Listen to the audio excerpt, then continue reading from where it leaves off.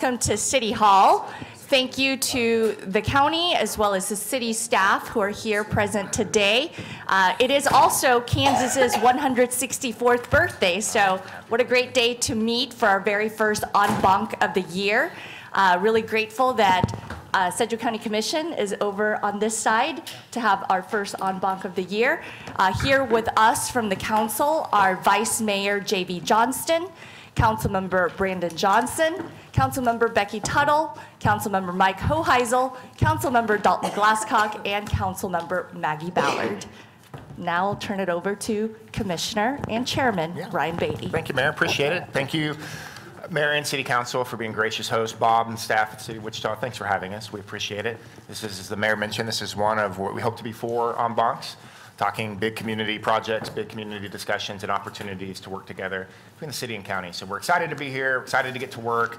A couple notes. We're going to do roll call here shortly, but you might notice that we had 2 new commissioners here that weren't here at our last en banc. Stephanie Wise from District 3, Commissioner Wise, and then a face that many of you know and recognize and remember. He said it was like an old walk coming back up to City Hall today. Commissioner Jeff Blueball. So we're glad they're joining us today for their first en banc with this new commission and this city council. So one thing for the public, it's important to note that we do have different protocols at the county when we do an open meeting of this sort. So the mayor and I will try to work together in how we do that, but we have just a little different protocol, a little bit more formality with the county clerk over here to help us walk through some of these things. So Mayor, with your permission, we'll call this meeting to order. Okay, officially call the meeting to order for January 29th, Kansas Day, 2025. Madam Clerk, first item, please. Roll call. Commissioner Blueball. Present. Commissioner Wise. Present. Commissioner Howe. Present. Commissioner Meitzner. Present. Chairman Beatty. Present. Next item, please. New business. Item A, affordable housing, escaping the housing trap. Okay, Madam Mayor. We would like to invite our speaker for today to share a few minutes regarding affordable housing, escaping the housing trap.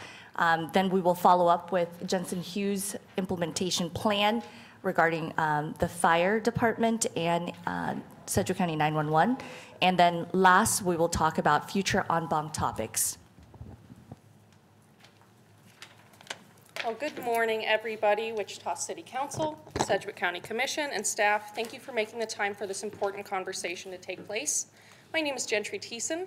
A lot of familiar faces. It is good to see you all again. And I serve as the Government Affairs Director representing the Realtors of South Central Kansas. Today, we have a unique opportunity to focus on a topic that has significant implications for our community's future: housing. I want to take a moment to thank City Council and County Commission for their ongoing work to address housing issues in Wichita, particularly in light of the quick and effective actions taken place to address homelessness in the last year. Your commitment to the shelter project was impressive, and while we recognize that there's still work to be done, that kind of agility and collaboration is exactly what we need to continue making progress in our community. However, as many of us know, housing goes beyond homelessness. Our community's housing challenges, whether in terms of affordability, supply, or the overall structure of our development, are deeply interwoven with our economy, quality of life, and long-term sustainability. And that's why we're here today. RSCK has brought Chuck Marone, the founder and president of Strong Towns, because his work provides a critical perspective on how we can approach housing and development in a way that builds long-term resilience financially, socially, and structurally. His ideas are rooted in the notion that we need to rethink the way that we approach growth. Chuck's book, Escaping the Housing Trap, lays out how communities across the country have wrestled with similar issues and how they've found creative ways to overcome them. The lessons from those cities offer us a valuable roadmap. The ultimate goal of today's session is to engage in a forward-looking, constructive conversation about how we can all work together to create a stronger and more resilient housing system here in Wichita. Chuck's insights will offer a fresh perspective on how we can approach housing and development in a way that ensures long-term sustainability. His ideas are designed to provoke thought, challenge assumptions, and inspire creative solutions that reflect the unique needs of our community. Chuck is not here to tell us what to do, as great as that might be, but rather to help us understand the broader trends shaping housing across the nation and explore ways that we might apply those lessons to our own situation. The goal is to inspire common purpose and collective action, not just from our government, but also from the private sector, nonprofits, and others who have a stake in our community's future.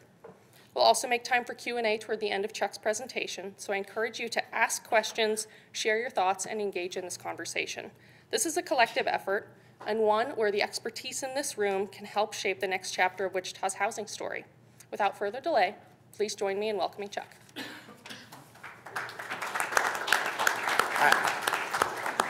This is a council meeting. You don't applaud at council meetings, do you? Happy birthday to your state from a Minnesotan. I will tell you that I feel like I do best in a more informal setting. I realize this is like very formal and I need to stand here and speak into the mic and I'm on camera and all that. I can handle all that. But if people have questions or if you want me to delve deeper at some point, you can interrupt me. Like I'm not fragile up here, so go ahead. This is my hometown. Some of you may know Minnesota. We're not that far away. I've been to Kansas quite a few times. I think this is my 4th time in Wichita. It's been nice to reconnect with people who heard me the last few times I've been here. I live in the city of Brainerd. It's a couple hours north of Minneapolis-St. Paul, kind of right when the Canadian woods starts to come down into the U.S. We're right on the edge of that. This is what it looked like in 1870. A little collection of pop-up shacks. Some lumberjacks arrived here, cut down the trees, planed them out, and threw up these cheap little buildings. When they did this, they didn't expect them to last a long time. What they hoped is that more people would move to the city.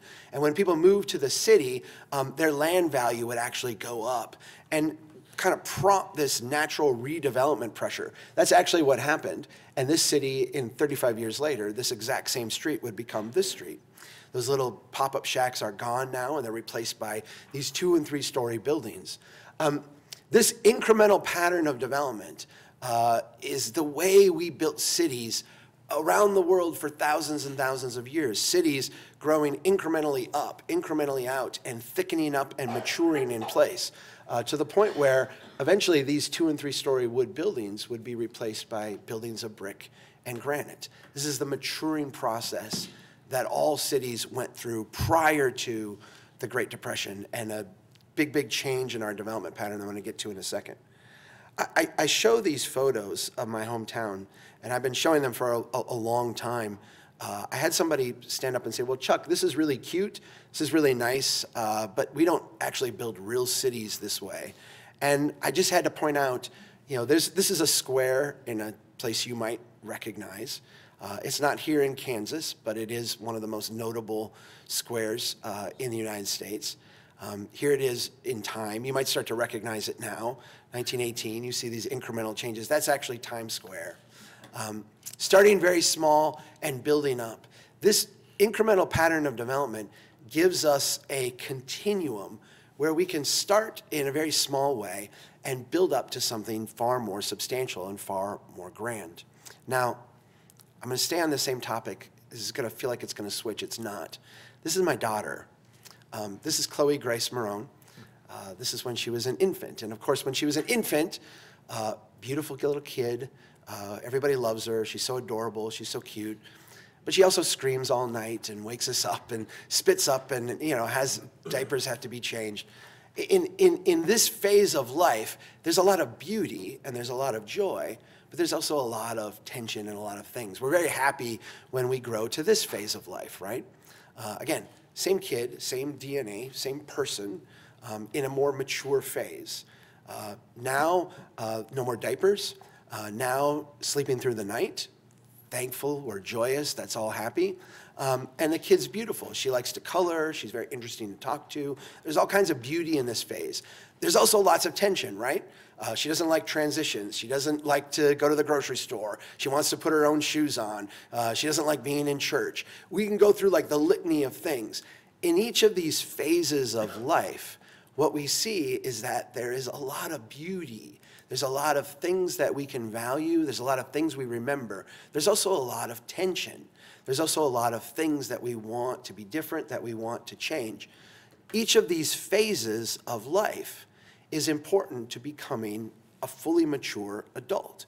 Each of these phases of life has beauty and tension with them, both of which are critical to getting us to that adult phase. I want to go back to my city again. When we look at a city in this phase, what we're seeing is something in that, in a sense, infant phase of development. The people here would have been very excited about living here. They would have been excited about the possibilities of what this place could become. But they also would have had a lot of tension, right? I mean, you've got mud streets, you've got a latrine out back behind the buildings, probably no running water. There's a lot of stress. They were very, very grateful when their city could grow to this point, to this level. Right? They were really, really happy. This didn't solve all their problems. It solved the problems at the time. It created a bunch more problems for them, right? Different set of problems. And again, maturing to this phase, now you have sewer and water, you've got concrete sidewalks. This is a much more mature phase of a city. Again, got rid of the old problems, now adopt some new ones. The same DNA, the same place, just at a more mature level. I tell you this story because this is what this same street looks like today. It is a vacant, it is a vacant collection of empty buildings and half-occupied parking lots. This picture is taken from roughly where this one is. This one is elevated. I was standing on the ground when I took this one. I want to point out to people there's $500,000 of public infrastructure that's been invested in those 2 blocks of street.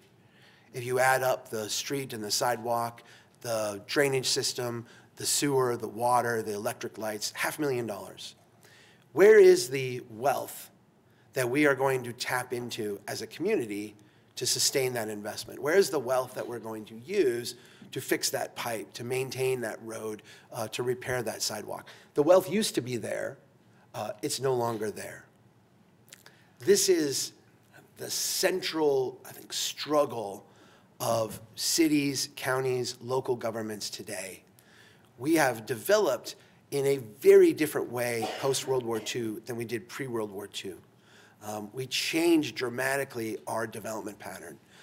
We went from a development pattern that was incremental, complex, adaptive, built on maturing cities in place, that incremental pattern of growing incrementally up, incrementally out, and thickening up and maturing, to one where we tried to grow very, very quickly, building things all at once to a finished state. I want to show you what this looks like in plan form. This is a map of the city of Fresno. I'm showing you this because I have a really good map of Fresno, not because I think you are Fresno, but I think you will see your own story repeated in what happened here. This is really the story of North American cities. This is the way that Fresno's boundaries have changed over time. That little yellow box right there is the size of Fresno in 1897. I want you to watch how it changes. Here's 1909, 1922, here's the middle of the Great Depression and the end of World War II. What you see here is that incremental development pattern, that maturing over time.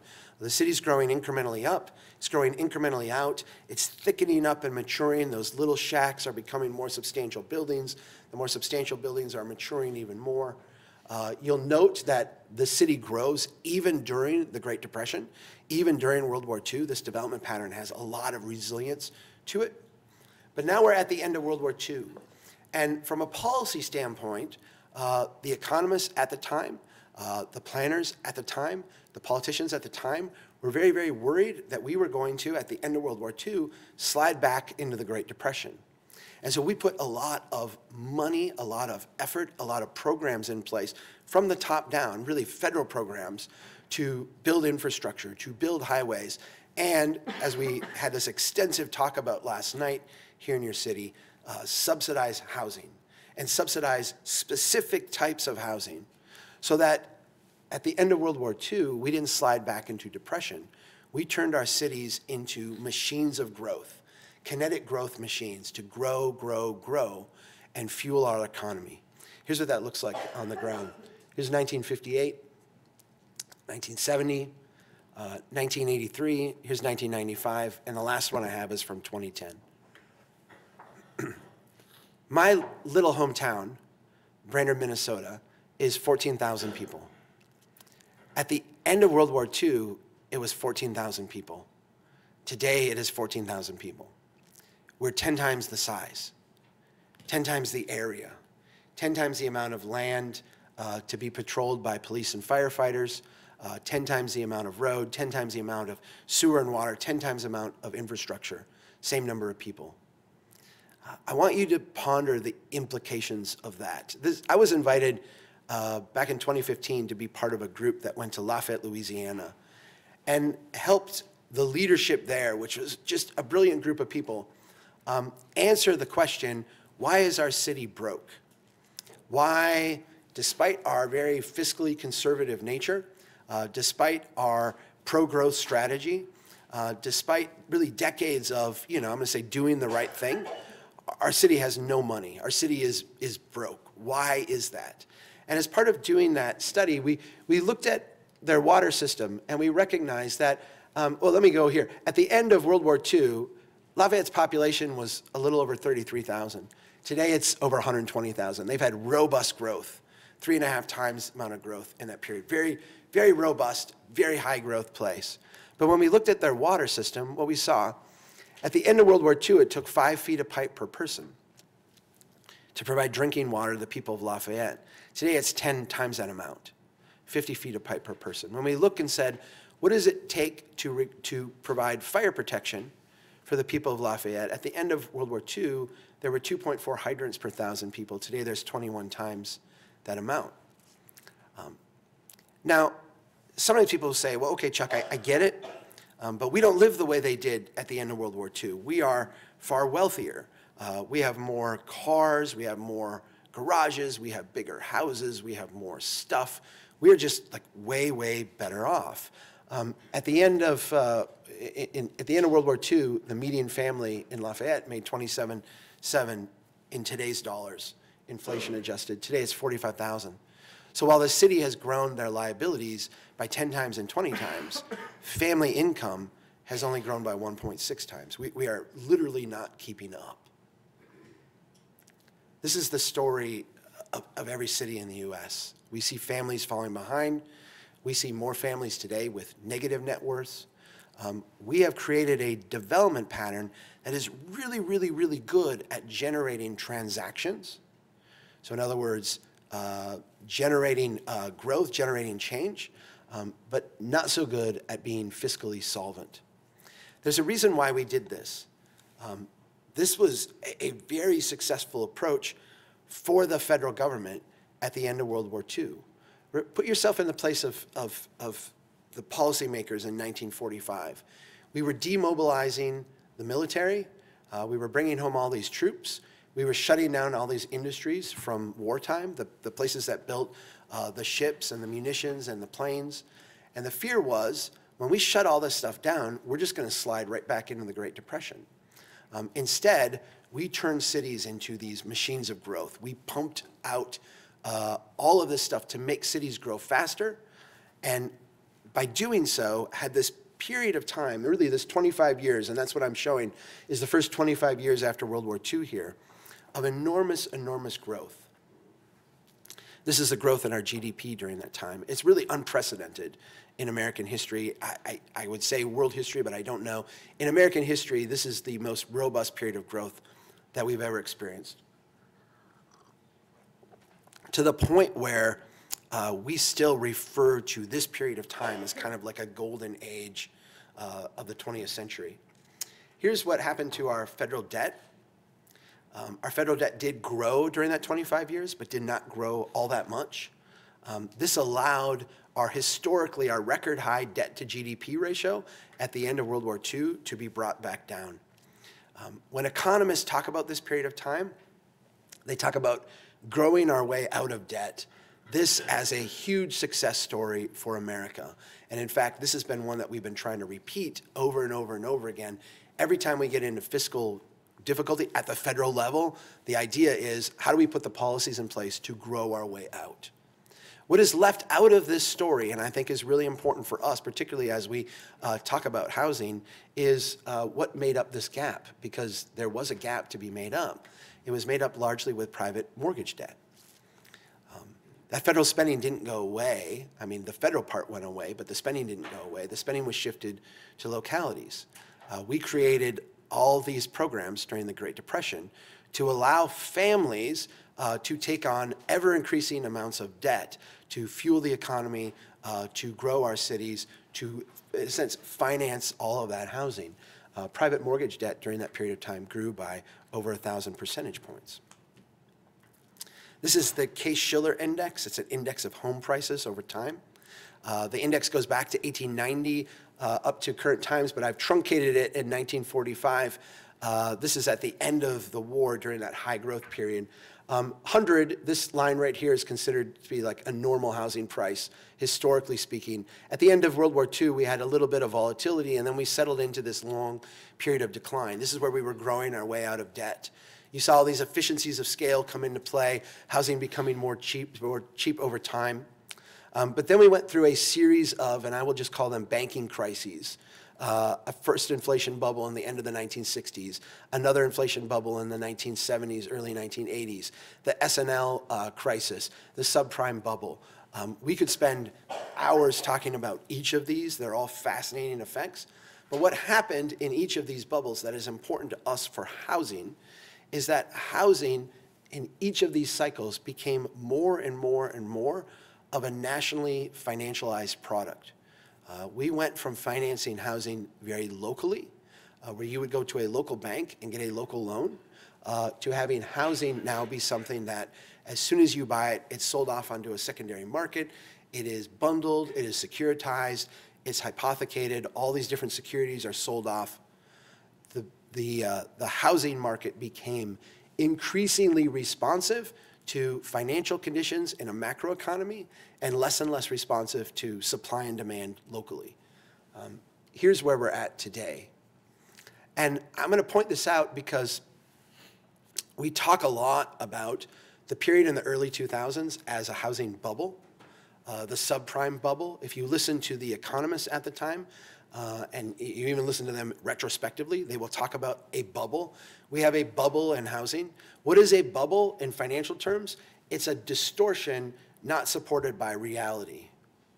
Those same economists, and culturally we do the same thing, we talk about the time post-2012 as a housing recovery, where we were able to recover to a bubble condition. What does it mean to recover to a bubble? That's a very good question. I don't know the answer to that. It feels very abnormal and strange. And on the ground now, we're seeing all kinds of difficulties in people getting into housing. With interest rates now going back up, what we see is that a lot of people who are sitting on low interest rate mortgages are loath to move, to change around. And so our economy has lost a lot of its dynamism. That float in the housing market has gone away, and housing shortages have become acute, become very, very tight, and people cannot find homes at prices they can afford.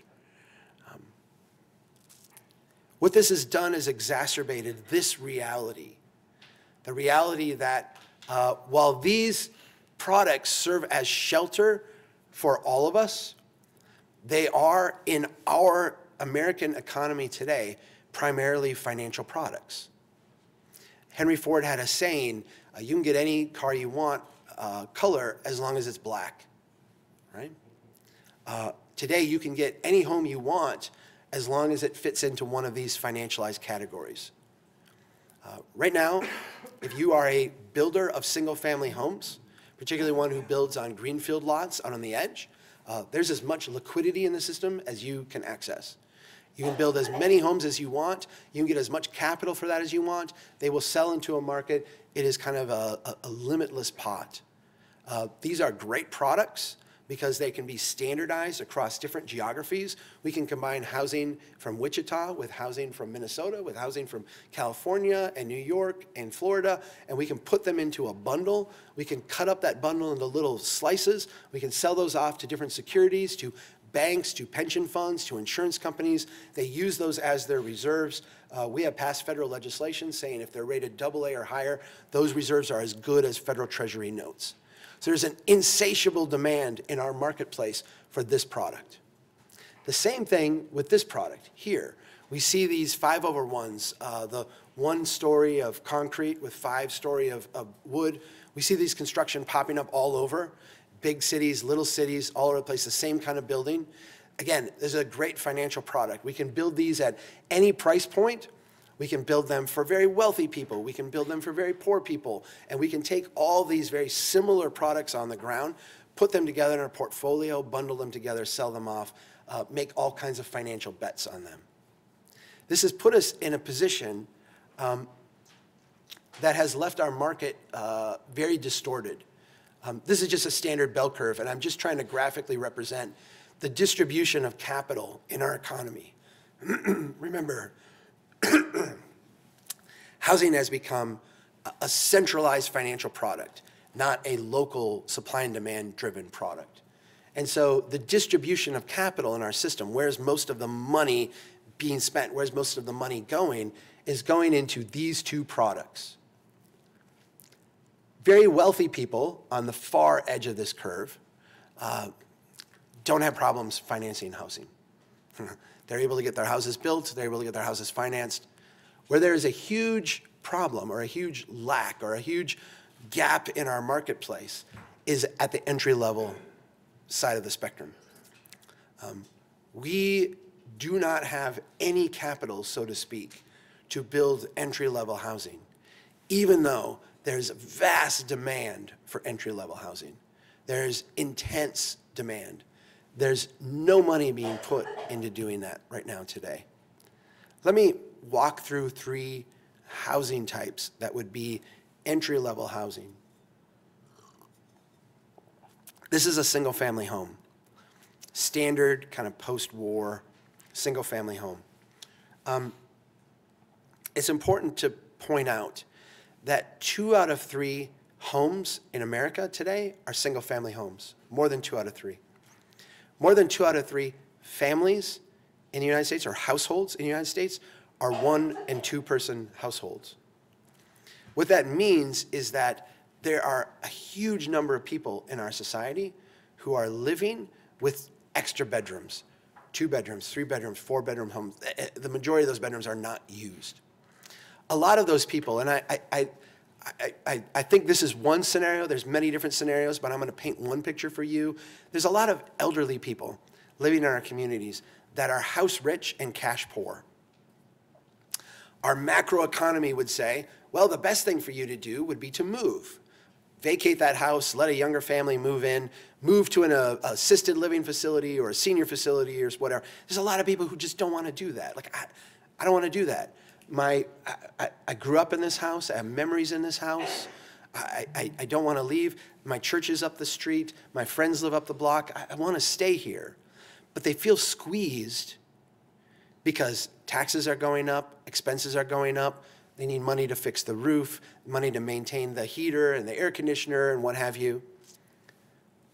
What if we allowed this person living in this situation to take one of their spare bedrooms, put in a kitchenette, put on an exterior door, and rent out that room? That would be in our model today called a duplex. And a duplex triggers all kinds of regulatory hurdles that you have to get over to actually build a duplex. But in the bulk of human history, doing that would have been a very, very natural thing. Your house rich, your cash poor, turn a little bit of your house into cash flow.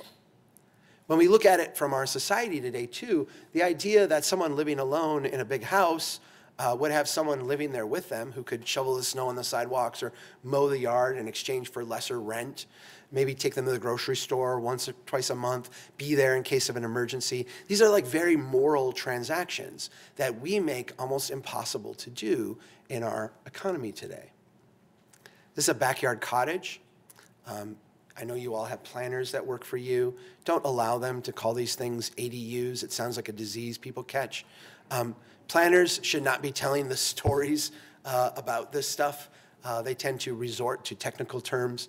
A backyard cottage is, again, a very, very common, very simple thing. The idea that, we would love my mother-in-law who's downsizing to be able to live on site. We've got a big backyard. Let's put a cottage back there. She can help out watching the kids. She can live independently, but yet we're there to help out with problems.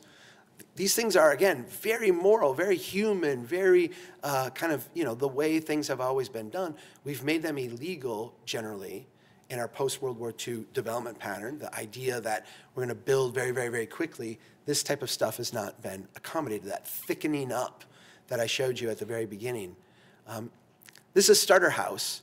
Again, I'm going to ask you not to call these tiny houses. Tiny houses are like a fetish that advocates have, like, isn't this cute? We'll build this tiny house. A starter house is something that is a very standard building form. Prior to the financialization of the housing system, it was very, very common for people to build a small house. And then when you saved up money, expand that house. You can go to your older neighborhoods here in Wichita and you will see lots and lots of starter homes. Now, most of them are not 400, 500, 600 square feet anymore because the people who built those originally added on to them. They had a kid and they would put on an addition on the back. They would have another kid and they put on a second story. They would save a little bit of money. The neighbor would come over and help. They would go help their neighbor. This is the way we built communities for thousands of years. We have made starting out at this rung very, very difficult. Very, very difficult. So I want to finish with this, and then I know you want to talk other cities and specifics and stuff. I'd like to have that conversation with you. There's three things that we talked about at length last night that we need to do to break out of this housing trap, to get our cities back to being these complex, adaptive places where we can grow incrementally, where we thicken up, where we mature, where we start as that toddler and go to the next phase, as opposed to trying to take something from a toddler phase to an adult phase in one fell swoop. What we need to do, first of all, is reform our regulatory approach. This is probably the easiest one to do in terms of the actions we can take. But a lot of these things, like making backyard cottages legal, the idea of reducing and eliminating parking mandates, the idea of changing our minimum lot sizes, allowing duplexes in every zone, these are things that will allow our neighborhoods to thicken up. They're things that you largely control from a regulatory standpoint. They won't solve every problem, but they will eliminate the bulk of the problem that builders and developers have in delivering this kind of product. The second thing is we need an ecosystem here of incremental developers to do that kind of work. I showed those financial products earlier, and I said you can get as much liquidity, you can get as much money as you want to build those. There are builders and developers who are out doing that work. They do not need our help. They do not need our assistance. They're getting lots and lots and lots of subsidies at the state and federal level to do that type of work. We need people who are going to put in that backyard cottage, people who are going to create that accessory apartment. That's a different style of developer. That's a different style of builder. And a lot of those builders are just people in our community who would like a side project here, a side project there. In the book that we wrote, Escaping the Housing Trap, we have a whole profile of South Bend, Indiana, and a couple other cities, but South Bend is kind of the most featured one, where they intentionally went out and said, we are going to nurture, we're going to try to create this network of incremental developers. We're going to convene them, get them together, and just let them talk to each other. What you find is that the type of developer that does the housing that we need most desperately, that entry-level housing, those people generally have other jobs. They're generally doing other things. They would love to be a full-time developer. They're just not there yet.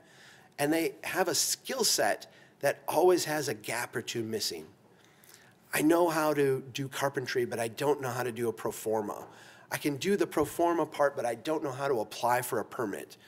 When you get people like this together, what they do is they fill in each other's gaps. They're rivals in a sense because they're competitors in a marketplace, but they're not. They're kind of more frenemies, right? Like they work together because the more that they can get the system working, the easier it becomes for all of them. So they start filling in each other's gaps. Let me help you with that pro forma. You help me with the building permit. All you got to do is convene them and get them together, and they start building amazing stuff. The third thing then is that we actually need to fill in that gap. I showed you that bell curve, that gap where there's no capital. We actually need to fill that in. As local governments, we have astounding number of tools to finance housing. Generally, when we get involved in the housing market here locally with funds, we do it in a way where we are the dumb money at the card table. The developers come to us, the program people come to us, and they say, we need you to pitch in this amount of money. We need you to grant this amount of money. We need you to, as a government, lose money so that we can create affordable housing. And if you look at those projects, it's generally along the lines of, we want to create a dozen units here, or 5 units here, or 20 units here. And then you'll ask a question like, well, how many units do we need in total? Well, we need 5,000. And you realize that like these things don't scale. We have to not be the dumb money at the card table. We can't lose money doing this if we're going to do it at scale. But if we have that mentality, what we'll find is that if we focus on the entry-level stuff, there are a lot of ways for us to use tools like tax increment financing, to use tools like special assessments, to be the market maker, to close that gap and allow those entry-level units to be built. We should not be financing 1,500, 2,000 square foot homes out on the edge. There's no reason for us to be in that game. The market is already subsidizing that to a massive degree. We don't have to play that. But if it's that starter infill home, if it's that accessory apartment, we can be part of the financing package in a way that will create a market for local banks to participate, and in a way that we will not lose money or even risk money doing it. With that, I'm going to stop. And I would love to take this conversation anywhere you want to go. And I know you've got other agenda items, so you can also ask me to move on. And I'm a Minnesotan. I won't take that harshly. Well, thank you very much, Chuck, for Thank that you. presentation. We really appreciate it because just last week we presented our joint legislative agenda, which was a collaboration between the City of Wichita, Sedgwick County, the Chamber of Commerce, REAP, Wichita State University, and the Greater Wichita Partnership. And one of the 3 key items that we advocated our state legislators on is housing. So this is very timely, Yes. exactly, to have this conversation. And I'm very appreciative of the ideas and how a local government can play a role in encouraging more housing to be built in our community. So I will open it up to our council members and commissioners to ask questions or to have that dialogue.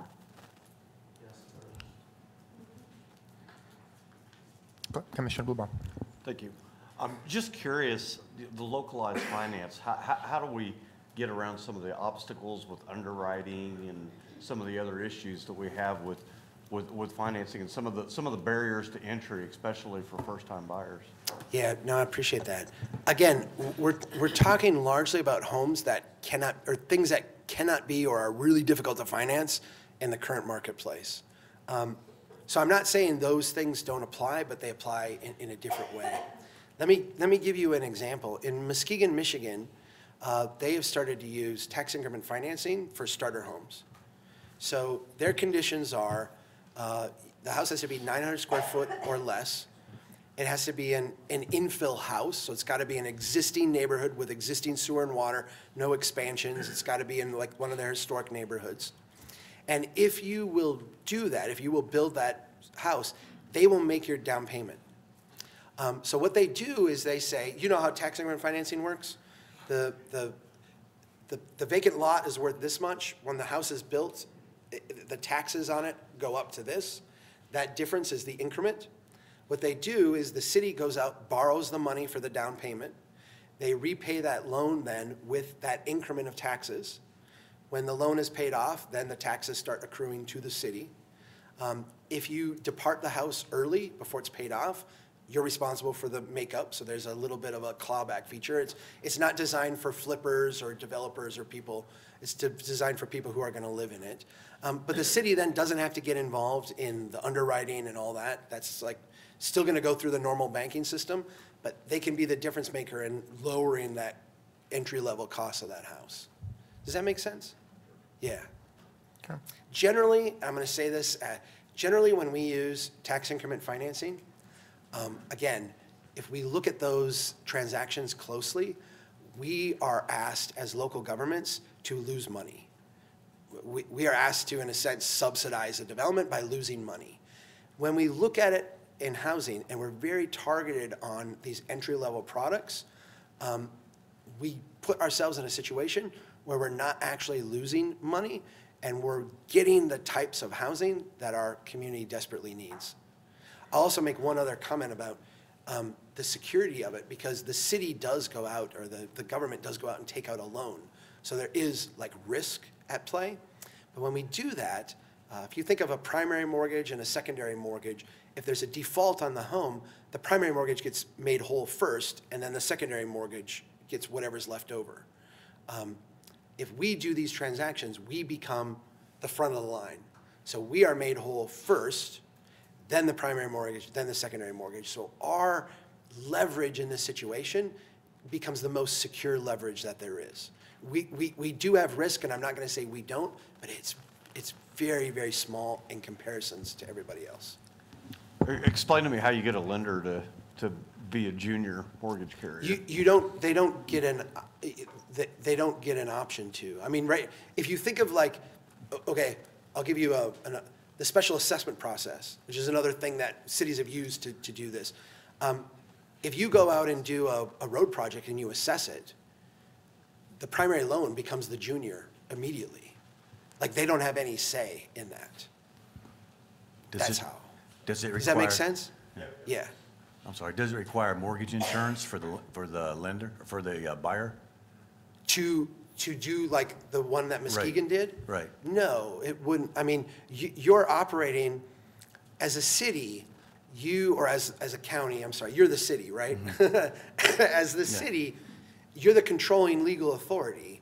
If you go through the right process and put that on, it essentially attaches to the property, and you wouldn't need mortgage insurance for that.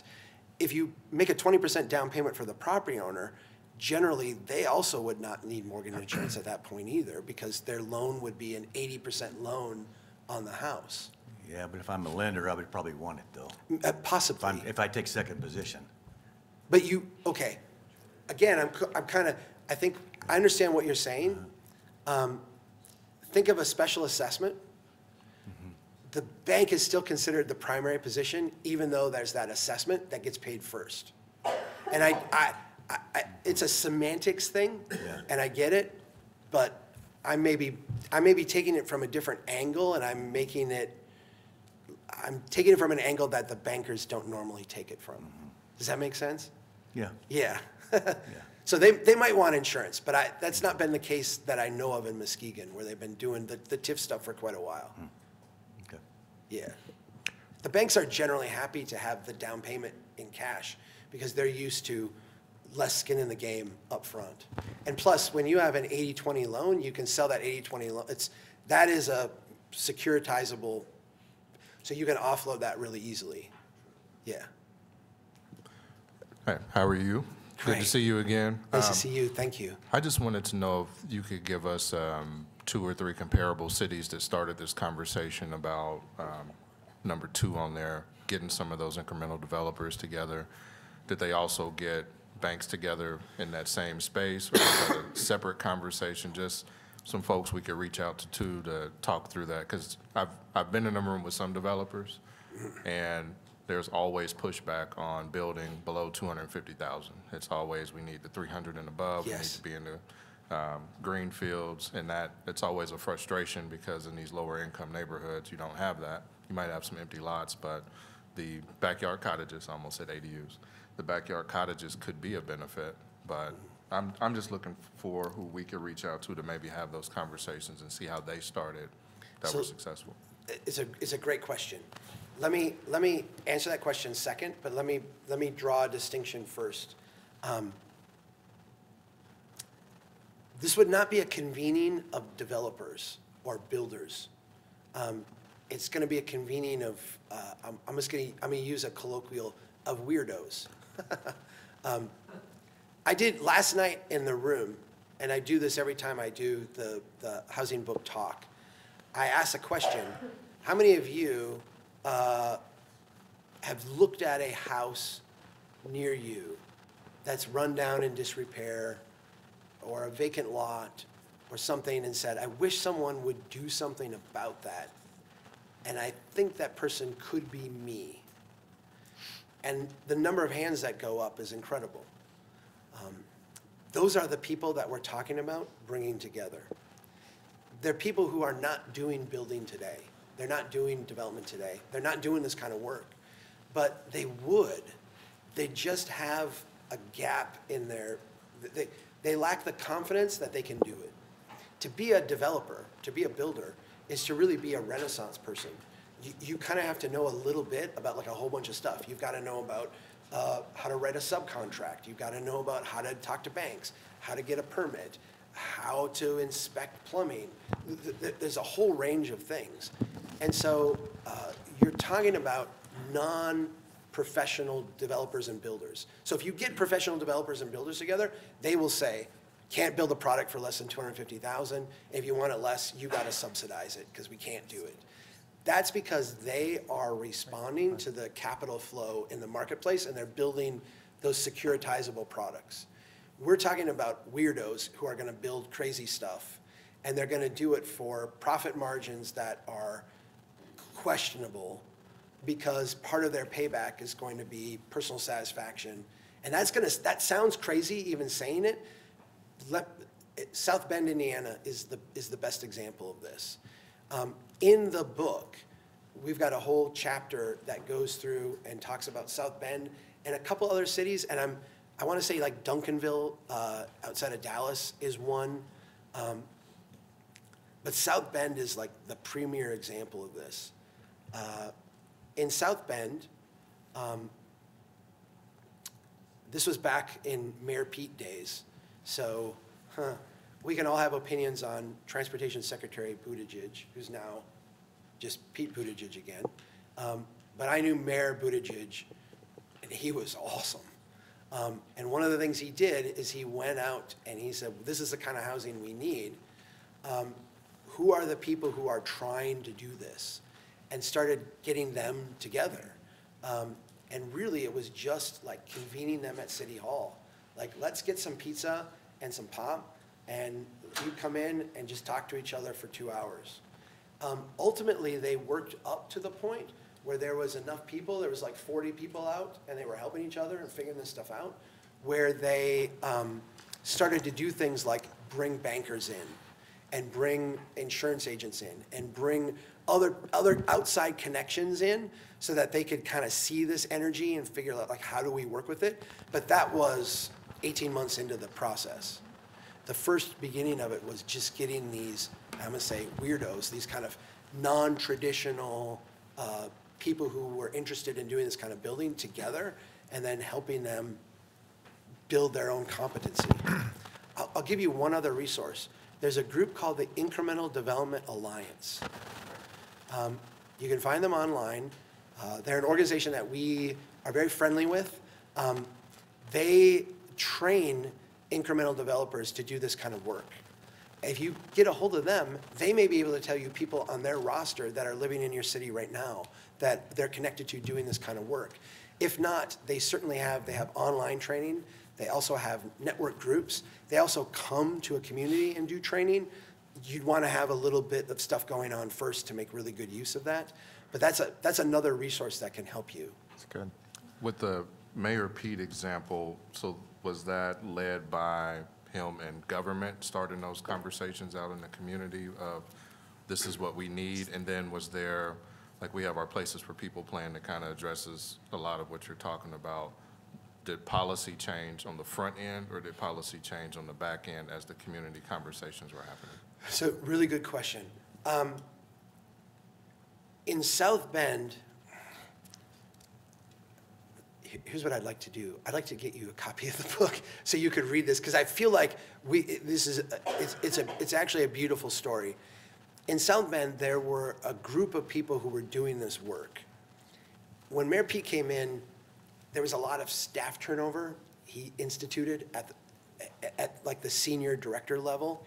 And that group went out and connected with the other group that was very, very small at the time, 3-4 people. And they kind of together started, okay, how do we grow this? And they worked on it together. So there was like a bit of spark going on, or a small fire going on, and they fanned it and got it going beyond that. Does that make sense? Yep. Yeah. Chuck, thank you for the presentation on this. This is fascinating. Great. There was a couple, you talked about TIF being one of the tools in the tool belt. I'd be curious of what we currently have in existence today that's in our tool belt that could be accessed now. And there's two things that come to mind. One for existing structures, our land bank, and we've invited our treasurer, and she's got some resources here. I think we should be advised and be educated about what our land bank is and if it is properly being used and if there's opportunity to tap into this. The second is actually a program that we went through last year at the county, the RHID program, where we actually had to develop some policy around RHID. Brent Shelton is here as well from the county, and if we can give each of these individuals just a couple minutes to share about what those are, I think it'd be helpful for us to ask questions. RHID, particularly from the county angle, we wanted to limit this to infill projects only and not some suburban sprawl, and this is an investment tool that we have in the belt. So our treasurer is here, Brandy Bailey. Maybe you can help us on the land bank and invite up whoever you'd like.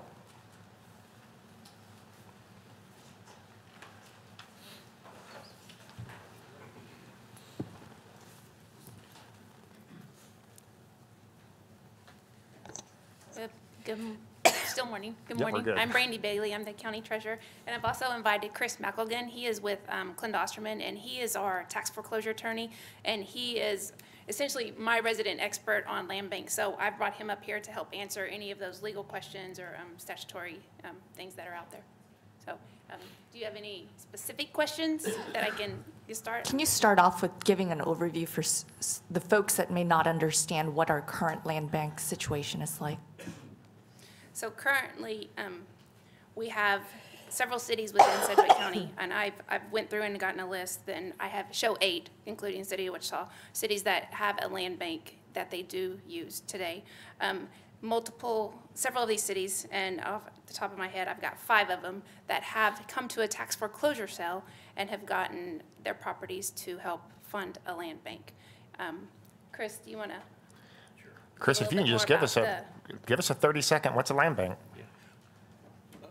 Well, a land bank is generally a good idea. I think in the execution is that one of the challenges for those that have land banks is they're looking for the tax foreclosure process, providing the inventory of potential properties, and that's not a good matchup because the way the system works is that the tax foreclosure process does not provide what I would call an inventory of potential homes or properties that fit the type of challenges that at least in city of Wichita. But what happens is that Sheeny is a good example, is that there was a developer had gone under and there were a bunch of vacant lots. They came and bid at the tax sale, and what happens is under Kansas law, they can bid up to the amount of the taxes that are due and owing, but they cannot bid over. So they're not competing with private bidders. And also that allows there to be, at least for the owner of the property, a way to potentially recoup some equity. If the city is the successful bidder or the municipality is the successful bidder, and then what happens is they get a credit back against the purchase price for their special assessments, whatever might be the tax dollars that would go to, for instance, Cheney. And that way, then Cheney was financing their purchase by using their special assessment, their special taxes that were a burden on the property as a credit. So then, at the end of the day, what happens is that the property is then put in the land bank. At that point in time, it can become tax exempt, and that's the big value. Those subdivisions that school districts or those that get a piece of that pie of the ad valorem property taxes, their interests are preserved because those ad valorem property taxes are paid, and basically in this case, Cheney used its special assessments, and since this was a development that went under, of course, there are all those special taxes for paving, gutter, sewer, those type of things that made up those special assessments, so they were able to use that as a tool. And that's the way that we've seen it work. Where the breakdown comes in is there an idea is that, hey, can we go out ahead of time and identify certain parcels that are in tax foreclosure process and get some type of preferential arrangement. On a chalkboard, that sounds good, but it doesn't fit the process, doesn't fit the structure that we now have. And it misconceives the type of properties that are usually available, because the goal of tax foreclosure is not to sell the properties. The goal of tax foreclosure is to get the owners to come in and pay the taxes that are delinquent. And so at the end of the day, there are very, very few properties that are sold. And of those, they're typically not the type of properties that would be valuable to a land bank because there's a reason why they're in tax foreclosure. There are a lot of vacant lots. There are a lot of what I call ribbon strips. There are properties that are valuable only to the adjacent landowner. And so there are very few that get sold. The rest of them, people have come in and fully paid all the taxes. So we have enjoyed the benefit of full payment of those taxes, and there's not a forced sale of the properties. That's the real goal of tax foreclosure. And I can tell you, in any given year, we can run the numbers, but the amount of tax collection from those that come in and pay the taxes to avoid sale of the property is 3 to 4 times what is ultimately even collected at the sale level. The other goal is to get properties that are ultimately sold in the hands of someone that potentially will pay taxes in the future. That's kind of how the system works. Thank you for that kind of brief breakdown of it. It's a really complicated process. I believe Troy Anderson, our assistant city manager, had a little bit of experience, I believe, in Omaha, dealing with some of these. I've also talked to members of our land bank. One of the issues that they say that we're facing is that we don't carry the debt over during auctions. That's part of the issue as far as them actually getting properties. So I was wondering, is that something that we can look at? Because, again, this is just what I hear from the land bank. I think they've sold maybe 3 or 4 properties in the couple of years that I've been on council. I haven't seen too much action. I don't quite understand your question. Well, if we have a property that goes up for auction, we essentially clear the debt. Is that? My understanding from the recent meeting that we've had is that the problem is with your, as I understand it, and I don't profess to have much of a knowledge base, but as the way Jeff Van Zant and others who were at the meeting explained to us, is there was a problem in the strings attached to the block grant. And one of the problems is that if a home is blighted to the point where you have to scrape it, basically take it down to the dirt. I can look at a tax roll and tell you, without knowing anything about the property, that's one where that's happened. There's been a demolition. Because why? There's between $7,000 to $13,000 special tax lien on that. It's my understanding, and that would be wiped out in a tax foreclosure. So if I was wanting that lot and I was a bidder, because you don't have once it goes to sale, there's no requirement that you actually get any specific amount. It goes highest bidder, cash in hand. I may buy that lot for $5,000, right? The rest of that tax lien, including the special assessment, gets forgiven. Because again, the goal is, hey, let's get it into the hands of somebody that will pay the taxes in the future. As I understand, one of the funding sources is that can't be done in that the land bank has to pay that special assessment. And so it's a requirement of certain funding sources that have nothing to do with the tax foreclosure process. Because if you're a private bidder, you wouldn't have to do that. You wouldn't have to do that. Now, I know it's probably more complicated than that. But that's one of the things that I understand from our meetings in the past was one of the challenges. One of the challenges just couldn't basically do that, or there was an issue in that regard that basically was stymieing the availability of appropriate properties for your land bank. Okay, and then when it goes up for auction like that, and the tax debt and the assessments and whatnot, that's all wiped away, our local governments are not made whole for that as well, correct? Because we've gone out there and mowed the grass, secured this property, we have outstanding tax debt, so that's all wiped out as well, and we are not made whole from wiping off the debt and putting it up for starting at $1. Yeah, nobody is made whole on those few parcels that are ultimately sold if they sell for less than the taxes. So there's two categories, and that's always the case, or you would never be able to sell the property. If you had a minimum bid equal to the full tax burden on the property, you would never sell that property in tax foreclosure, and then basically you have a asset that continues to have an increased burden of delinquent taxes in the future, as opposed to at some point in time there is a white flag on a certain number of parcels that you're just never going to be able to be made whole. And at that point in time, it's like, okay, you kind of cut your losses, so to speak, and hopefully the person that buys that then will pay all taxes in the future. And so you're at least recouping those. But there are always those limited number of parcels that are part of the auction after we've taken care of all the problems with the vast majority of the parcels that are in the tax foreclosure process. There's always that small number where it goes to sale and we don't recoup enough money to make everybody whole. And oftentimes we recoup some money where it may be at 30%, it may be 10%, it may be some at least portion of the tax loss. But you're never ever going to avoid that. You're never going to avoid that unless the legislature makes a decision and with the support of its constituents that we are willing to put that requirement. You got to get 100% of the taxes as your minimum bid.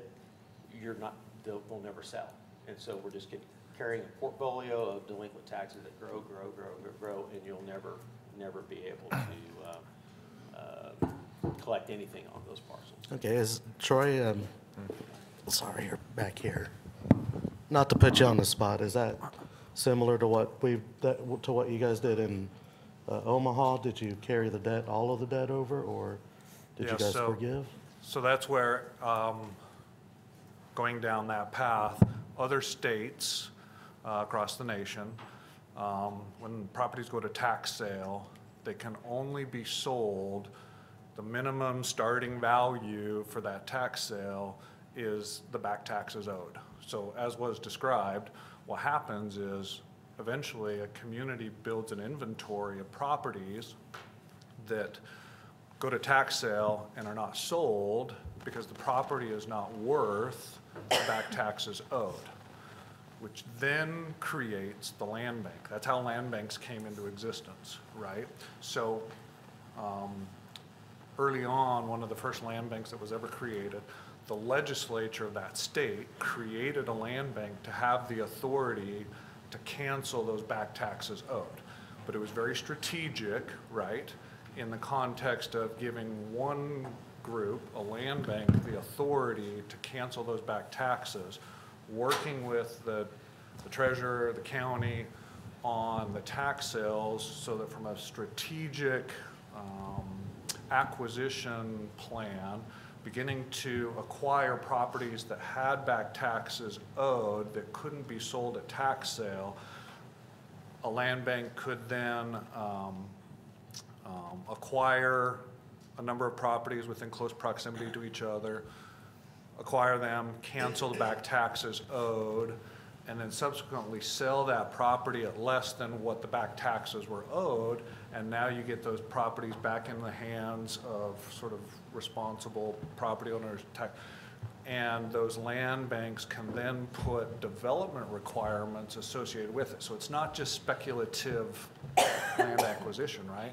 Those land banks acquire those properties, and then they can convey those to property owners, developers with certain development requirements. If those development requirements are not commenced or satisfied, they can then claw the land back and go on. So land banks were created to take these properties that otherwise weren't selling for the back taxes owed, because they just continue to amass back taxes, cancel them, but then get them back in the hands of sort of responsible property owners, developers, who could then get these back on the tax rolls, create some development.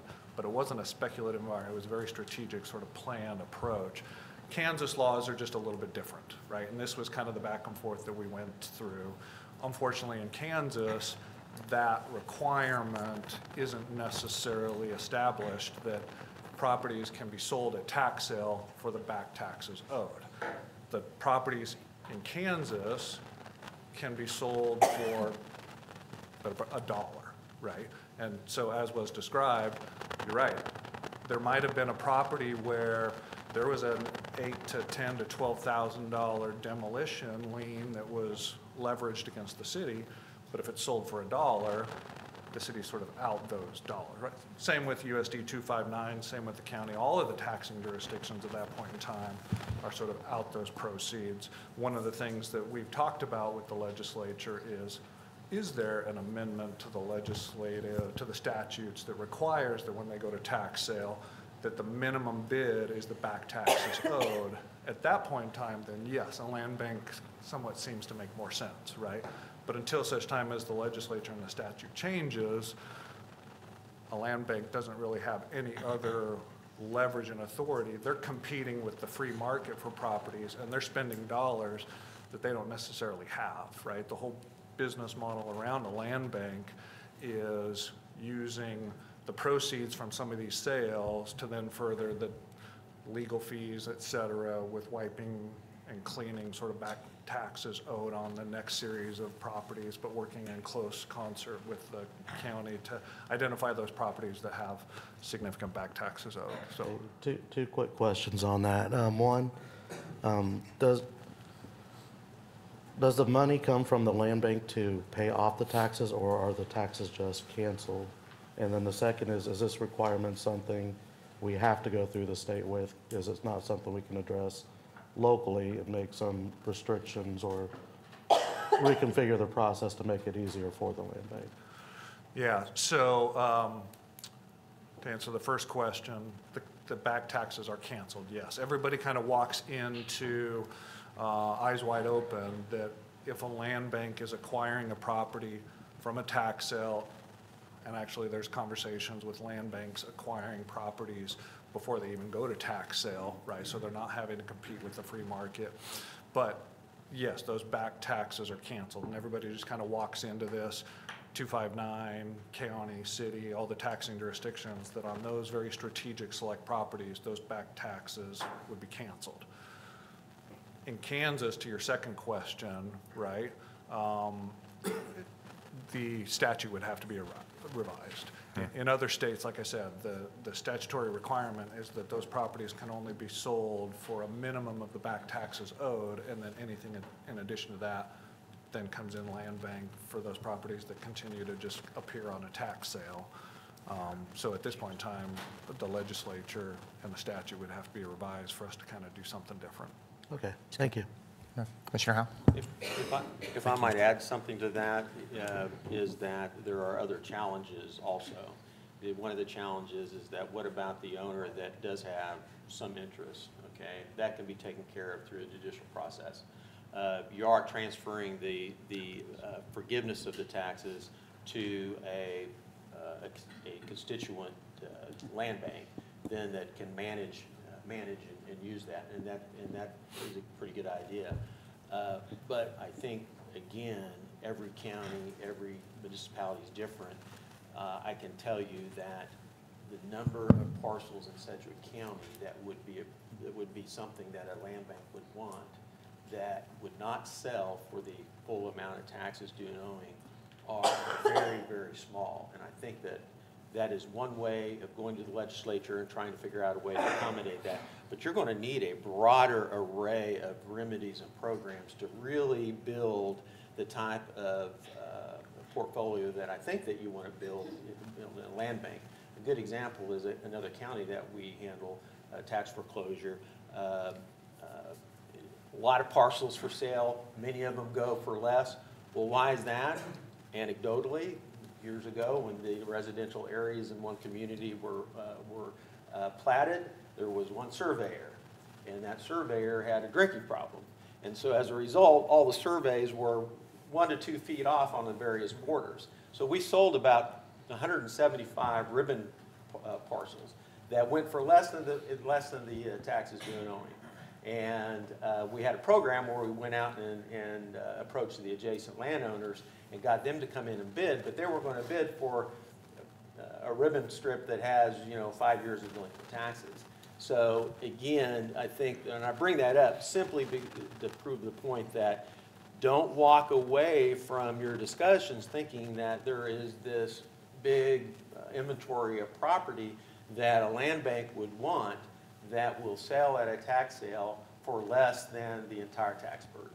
So I just bring that up is that a lot more work needs to be done to make this a program like that work. Okay. Thank you. Commissioner? Thank you, Mr. Chairman. Again, I think the last two comments were kind of where I was wanting to go. And every year we talk about delinquent taxes at the county, and one of the questions I always ask is, what's the amount of tax dollars that we did not collect that was levied through a process of basically patience over 4 years, where these properties eventually go to a tax sale, and then, if I understand correctly, the way the law works is the government gets paid back first for any delinquent taxes, and then there's liens on the property that eventually, if there's dollars left over for that sale, they takes care of the liens, and any dollars left over after that, after all the costs of selling that property, goes back to the rightful owner. And so there's a process by which the dollars are flowing to the entities in that order, I believe. If the property sells for less than those liabilities, then they're still paid in that order to the extent there's dollars available. So the liens might not be satisfied, the people may not get any money out of the property, but the government does get its money first. And so to that point, if you ask, is there really a problem? I think the last number I got, and someone please correct me if I'm wrong, but it was like less than 0.05% of levied taxes were not collected over that patient process. And so it's a very small number. Now, on year one, it's much higher, but year two, it's a little bit smaller. Year three, smaller, and year four, very small. And eventually goes to a tax sale. We get some of that money back at a tax sale. So ultimately, how many dollars were not collected through that process? It's a very, very small number. So to support land bank, and then you mentioned Omaha a couple times. I don't know if Omaha does it this way or not, but some communities in the country use tax dollars very intentionally to fund their land bank. And the land bank here, if I understand correctly, is intended to be self-funding. And what that means is, and you said someone said something I thought was a notable point here. They may get the house in their control even before it goes to a tax sale. In other words, they preempt the process of a competitive bid for that property. The government has an interest in the home. They take it. Who knows who establishes the price? Using tax dollars. Then they ultimately remediate that property, wipe the taxes clean up the title, and sell it at a profit. And the money from that sale goes back into the land bank and it begins to snowball. And that's how this is self-funded over time. That's generally what happens in these land banks. One of my concerns is it is competitive with the real estate market, it's competitive with the builders market, the remodeling people, the people who are looking for investment properties to buy and remediate themselves. There is a problem with the government essentially creating a competition. And if you believe in free markets, I don't know we have a problem to solve with the land bank, but there is a lot of other issues where I think this is not as, it's not like the end-all be-all solution to this problem. There's a lot of cons as well. And I don't know that we have a problem. If we would simply work with people interested in buying properties, get the titles to be cleared, and help them with everything we can to help them remediate those properties, you'll find out there's an interest in people as a business model going after these properties to remediate them, in the private sector without the government getting involved in it. So I think our focus should be focus on codes and bureaucracy and red tape that slows down that process of getting this in the hands of private business owners to remediate these properties. Thank you. I agree, Commissioner, and I guess the conversation earlier, I don't know what to think about. If a property, I want to go back to the assessment value. If a property, taxes aren't paid for 4 years, and then we can't sell the property for what 4 years of taxes are, then it makes me think maybe it was overassessed. If we can't go to sale and sell that property for a gain of more than what 4 years of taxes are, then it's probably overassessed. And I do, whenever we've went through this in the past, it does seem like it comes down to a lot of times zoning and bureaucracy and red tape that stops this and kicks those developers back out of the core, back out to the suburbs to develop because it's just too challenging for them. I'll hop in. I agree with both the commissioners regarding specifically the code reform. That was the one point that I think speaks to this body or these bodies the most, and something that we can reform to make it easier to develop. And so I would be interested in a review of our codes to make sure that we, allow or review accessory apartments, backyard cottages, starter houses, every type of development opportunity. We look at zoning, seeing how we can zone by right more often, how we can make it easier for developers. And so I would be interested, because that's a shared department between both entities, of a complete review of how can we make it easier to develop properties, how can we make it easier that people can do it instead of us leading. Item 2 and item 3 requires a lot of investment from us to make these decisions. Item 1 just unleashes the private sector so that they can go and solve a lot of these challenges, and we make it easier for them to solve these challenges. And I'll just add on to that, I mentioned this during our housing workshop several months ago, so my colleagues at the city have heard of it, maybe not at the county, but I do think we're doing a fantastic job. There's affordable housing and there's housing that's affordable, right? Affordable housing is what is subsidized. Housing that's affordable is what role we can play in that. And oftentimes it is zoning changes from single family to multifamily, so more people can get in starter homes. But I went to a presentation, a national presentation, and there was a panel, and one of the communities was talking about having density bonuses. So if you were building housing and instead of having maybe a 30 feet requirement for height, they would allow a 45 feet requirement for height if a portion of it was affordable housing. And other communities, again, as Chuck mentioned, they have talked about eliminating parking requirements or limiting parking requirements to increase that density. So I just think this is a really good time for us to emulate other communities that are doing well, think outside the box and see what we can do. I'd like to add one clarification. Again, we talked around it, but I just want to make sure in Kansas, at least in Sedgwick County, if I understand correctly, if the property goes up to a tax sale, regardless of its appraised value, regardless of how much taxes are owed, it goes to a competitive bid process, and whoever wins that bid, those dollars are attributed to those buckets of money, government first, in that order. And if there's insufficient funds to pay the government back, it is then forgiven. So to the legislation that you talked about, Troy, I would be absolutely opposed to that, because it actually creates the need for a land bank. I don't think we have a problem here. Again, my point is, almost none of the taxes that are levied are not ultimately paid to government. A very, very small amount are actually forgiven through that process. And if I can, I've got some specifics I'd like to share from this last tax foreclosure sale, so that way it kind of gives context as to the dollar amounts that we're looking at. So we started the process that for this is last year's tax foreclosure sale. We started in October of 2023. When we started that process, we had 385 parcels that were delinquent, and they were selected to be put into tax foreclosure sale. And as this process went through, and we didn't sell these properties until the fall of 2024. So before that fall sale, we had 309 of those parcels be redeemed. So that means that the person who owned that property came in, redeemed it, paid their taxes in full, all the fees that were associated with it. Out of the remaining properties, 8 of those properties were essentially dropped from the tax foreclosure sale because of legal issues. So maybe they were in bankruptcy or whatnot. And then out of that, we had 68 remaining parcels that did go to sell in the fall. And out of those 68 parcels, out of those 68 parcels, we still had taxes owing of $1.358 million.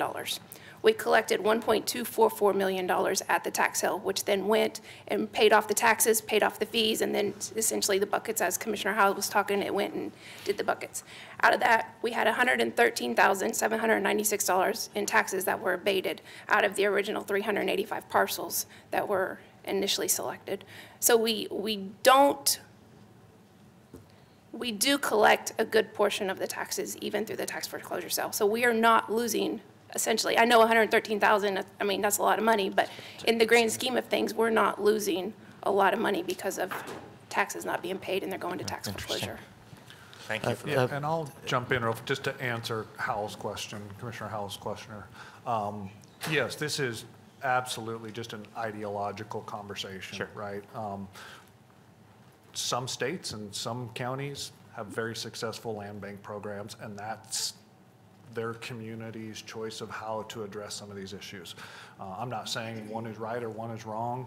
This was just an evaluation of as the land bank here locally was trying to get started and had ran into arguably some challenges, right? It was just an identification of perhaps why they may not have found the same success as other land banks. Absolutely agree with you 100%. It's an ideological type of conversation. If a community wants a land bank and depending on how the statutory environment exists, that's how a land bank can come into play. To your point, right or wrong, it's just an ideological conversation for sure. Yep. It's good. And if I may, just real quick. No, I mean, this is what this was, to kind of stimulate some discussion around this, because I don't think anybody can say the land bank has been particularly successful over the last couple of years. So this is more essentially we need to either figure this out or scrap it and start over with something new. So this is just more to stimulate the discussion as to how to effectively work the land bank going forward. I agree with my colleague about looking at maybe not zoning by right, but a lot of the zoning things to make it easier, streamline the process a little more. I know we've been hearing about housing accelerators around the country, working with state, county, and local officials to actually just come up with a pretty easy process to follow, doing away with some of the regulations. Again, not quite on board with everything, but it's definitely worth a discussion. And then also, we're looking at some things like the Air Property Act, which creates a process, especially for homes under a certain amount, to be able to get them through the probate process in a pretty quick and efficient, again, streamlining the process, figuring out who inherits a house, who gets a particular amount of the house, coming up with some sort of mediation process for it. I think that's another thing, because I know, at least in a number of our areas of the city and county, that the number of vacant homes that we have where people are just sitting on the homes waiting for it to get to the full years of a tax, falling behind on paying their taxes before we can actually do something, get people back into the house instead of squatters and a lot of the issues that we see. So that's another one I'd just like to put in people's ear. I think that's a state fix there, but it might be something to look into a little more. Yeah, Air thanks, Property. Councilman, I appreciate it. And for the sake of time, I think we're going to punt on the RHID, and what I'll do is maybe ask staff to send me our policy, and then maybe I'll send that over to the mayor and the manager, and then maybe there could be a briefing on your end of what it is. It was designed for infill. With the conversation we've been having about infill opportunities and RHID, it's a state program where many of our other 19 cities are trying to utilize this very aggressively, and we tried to form some policy around it, but it might be a discussion that we can have separately. And the mayor and I are going to get with Gentry. And we're going to talk about that networking event to try to really engage some of these. I believe that Chuck had called it what type of investor, an incremental developer, and what that could look like. So on our end, I'll make a motion to receive and file the presentation. A motion and a second. Madam Clerk, please call the roll. Commissioner Blubow. Aye. Commissioner Wise. Aye. Commissioner Howell. Aye. Commissioner Meitzner. Chairman Beatty. Aye. Mayor? Thank you very much. And again, thank you, Brandy and Chris, as well as Chuck, for the presentations. Just wanted to give city staff an opportunity. I know that there's further discussion. This is obviously housing is one of the functions of the city of Wichita's local government, but it is in conjunction with MABCD, which would be Sedgwick County and city. And that shared service between the two of us allows for that further discussion. I think that Councilmember Glasscock and Councilmember Hoheisel mentioned, which is code reform. And so maybe city staff, if we can have a workshop in the upcoming months regarding how we can talk about code reform, that would be very helpful.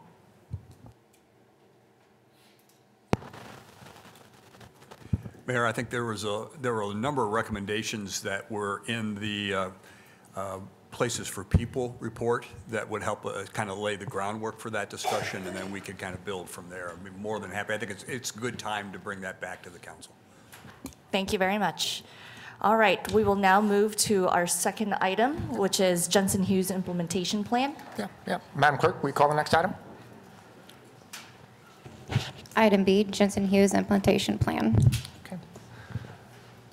I think we have coming up, this is Assistant County Manager over Public Safety, Rusty Leeds. Rusty, thanks for joining us. Good morning, Mayor, Chairman, Commissioners, and council members, and management team.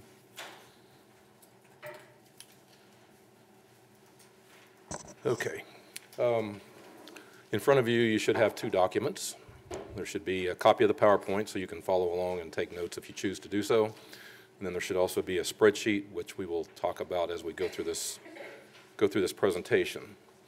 This morning, this is going to be a co-presentation. I'm going to lead off and do part of this. Mr. Layton will co-present with me at the appropriate time. And we will try to move through this fairly efficiently and then allow you the opportunity to ask questions. So, as you recall, on December 16th of 2024, just last month, Jensen Hughes came to Sedgwick County in Wichita and presented to each governing body a final report of the post-incident analysis that they conducted on behalf of both of our organizations. Since that time, well, before that time, but since that time specifically, implementation has begun on the recommendations and the other considerations that they brought forward through their report. And today we're going to talk a little bit through what that implementation looks like, since we're a little more than 30 days out since they were here in person. And let's see if I can do this. Wrong way. Okay. So, just to recap, Jensen Hughes' report brought forward 40 recommendations that were divided among 4 agencies. It's divided between emergency communications, which covered recommendations in areas of policy review, human factors, and technical factors. Wichita Fire Department, which covered areas of water supply and fire attack, search and rescue, command and control, Mayday incident, fire origin and cause investigation.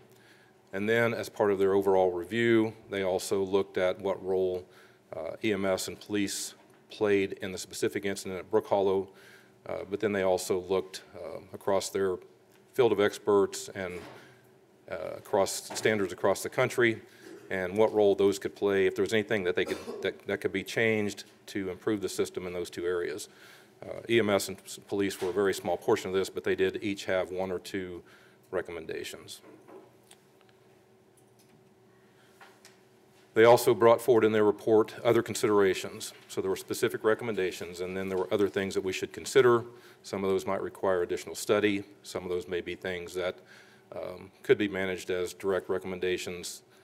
A lot of this is going to revolve around conversations with system partners through the advisory board and through other means. But the other considerations that were brought forward were divided across 5 groups. Again, emergency communications, Wichita Fire, Sedgwick County EMS, Wichita Police, and then specifically, they provided other considerations for the public safety system in Sedgwick County. So that's broader than those 4 agencies, and it's broader than just the county government and the city government. Emergency communications serves at least 17 other cities.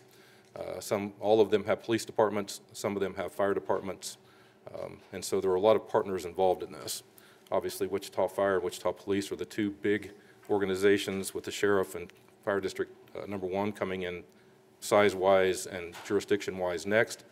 But we do have to keep in mind all of those other agencies and how the work we do through the Emergency Communications Center serves the specific needs of those communities. While a lot of the things that they do, law enforcement and fire do, may be in common, each community has their own little nuanced requirements that 911 helps to meet. So we want to give you some idea of where we are with the recommendations to date. We saw those first on December 16th, and as of today, where we stand is with emergency communications, there were 9 recommendations. Of those, 1 has been implemented and 1 is in progress in the policy review category. On human factors, work had been done continually. Work was being done in 2023, work continued through 24, and as of today, the human factors recommendations that Jensen Hughes brought forward have been implemented. Now keep in mind, when we say implemented, in some of these instances, if you get into the narrative explanation, they've been implemented, but a lot of these things are going to be ongoing processes. The world continues to change, and while we've implemented standards that meet the recommendation, there's always continuing work. And then in technical factors, again, there's one that's in progress and 2 have been implemented. With Sedgwick County EMS, there were 2 recommendations, and I'll pause briefly. The spreadsheet that you have in front of you, the blue and white colored, and as you get back into it, there's another color, and the very back page is an acronym key, so that if you run across acronyms, you can see what that means. These are covered in there. They are not identified as in process, implemented or not implemented in that document. But those are the things we're talking about, and we can get into that if you need to. EMS has 2 recommendations, and of those 2, 1 I consider implemented because they have given a date of February 1st that they will begin to do what that recommendation indicated, and the other one is in progress. Also on the county side, in other considerations, the public safety system, and I'll explain this a little bit. You're going to see 2, whenever Mr. Layton gets up to talk about the city piece of this. They're going to identify public safety system considerations that they indicate as being fulfilled, implemented. On the county side, the reason that the number differs from the city is because, again, we are partnering with others besides the city of Wichita, and so we feel like there is work that we still need to do on those issues to make sure that we are covering all of our partners in that system. The work that has been done between emergency communications and fire to fulfill fire's obligation in this area still remains an obligation for Alora and her staff because they have to meet the obligations of the other entities that they serve and work with. So on the public safety, on the county side, for the public safety system considerations, there are 2 that are pending, there are 7 that are in progress, and then there are 2 that we deem to be implemented at this time. For emergency communications, there were 4 other considerations. One of those is in progress, one of those is pending and has not started, work has not started on it. And then 3 of them are in progress. And then for emergency medical services, there was 1 other consideration. That is something that they would work with in conjunction with the city fire, and we consider that to be pending at this time. The city, I believe, is still doing some work, but it's not to a point that EMS is engaged at the moment, so we're considering that pending. And just to give some examples, since we've talked about raw numbers, which doesn't tell you a lot, on the emergency communications, EMS, and systems action side for the county, some of the accomplishments or actions that have taken place include emergency communications developed enhanced training plans, evaluations, and benchmarks aimed at expanding the technical expertise of public safety dispatchers and call takers.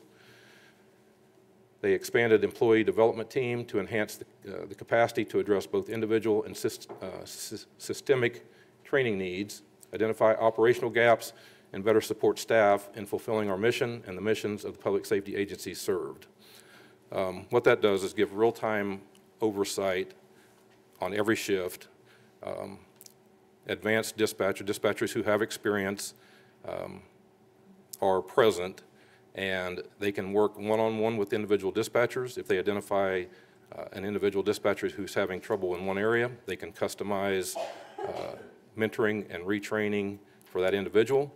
If they start to see trends and identify trends where there's something that several are having difficulty with, they can develop immediate training and provide that systemic training to ensure that those issues are corrected in a timely manner.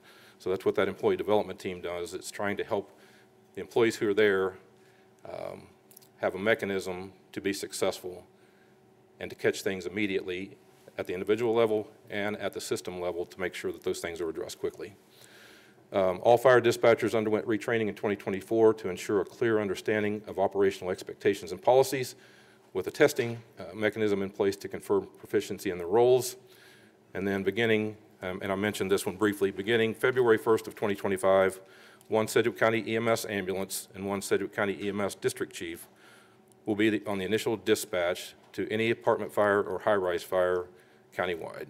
That was a recommendation from Jensen Hughes, was that while the practice that's been in place, the policy that's been in place is that a district chief is made aware of a structure fire that's an apartment or a high-rise, and they move to the fire channel and they monitor, and if anything happens that they believe an ambulance is going to be needed, they will start it themselves or fire will ask for one. The change here is that they will just be dispatched from the onset. If it's an apartment or a high-rise, they'll be dispatched from the onset. One ambulance, which is a two-person ALS crew, and a supervisor will be dispatched to that fire at the time of the dispatch. If fire gets there and deems that there's not a need, they can disregard them. Otherwise, they'll be on scene until they're relieved. So with that, I believe we move into the city side, and I'll let Mr. Layton take over and talk through his piece here. Thank you, Rusty. And I think I speak for the county staff as well as city staff. We appreciate this opportunity to have a third party review our operations. We think we only get better as we learn from incidents and from, as I said, independent review of our procedures. So I think we are a stronger city operation as a result of the Jensen Hughes recommendations and the work that we've done since their report. I'm going to follow the same format that Rusty did. If you look at the recommendations from the report for the fire department, there were 2 in the water supply and fire attack area, and both of those we have initiated and completed our work in implementation. I will again repeat what Rusty said. Where we say they're implemented, some of these are ongoing programs, so they'll continue to work in this area over time. In the search and rescue area, there were 4 recommendations. 1 of those is still in progress, and we've completed 3 of those, implemented those. In command and control, there were 6, and all 6 have been of the recommendations have been implemented. In terms of the Mayday incident and our procedures on dealing with Maydays, the 2 recommendations have been implemented. And then in the largest category, fire origin and cause investigation, there were 14 recommendations. 10 of those have been implemented and 4 are ongoing. There were 2 recommendations regarding the relationship between the police department and the fire department. It shows 1, I'm sorry, on the bar, it should be 2, that are in progress right now. There were 10 observations and comments from Jensen Hughes regarding the public safety system. We show that 9 have been implemented by the fire department and 1 is pending. There were 5 in the Wichita Department agency specific category. 3 of those have been implemented, 2 are still in progress. Following the same format that the county used, we identified 4 major accomplishments since we received the Jensen Hughes report. The first is that we've instituted an officer development program to strengthen the operational leadership and to prepare our future leaders or potential leaders for leadership positions in the organization. We've implemented a monthly mandated training process that has accountability built in, so we know who has participated in the training and can identify those who need additional training or have missed opportunities.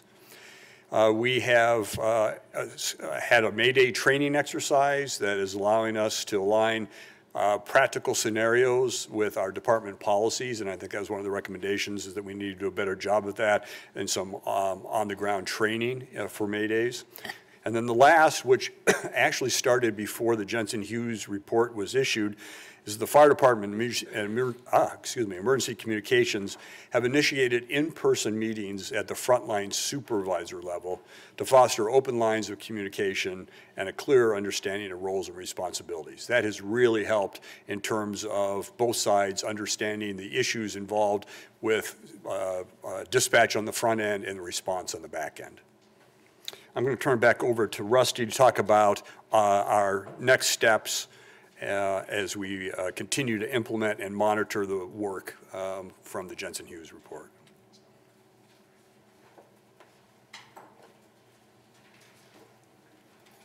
All right, thank you, Mr. Layton. So, implementation, like I said, implementation began almost immediately after the report, and some of the work was being done beforehand. But just to give some understanding of what the implementation looks like, one of the first things, early things that we did, and it's laying in front of you, is the city and county both created a tracking spreadsheet. We went into the Jensen Hughes report, which was 110 pages long. We pulled out the specific recommendations.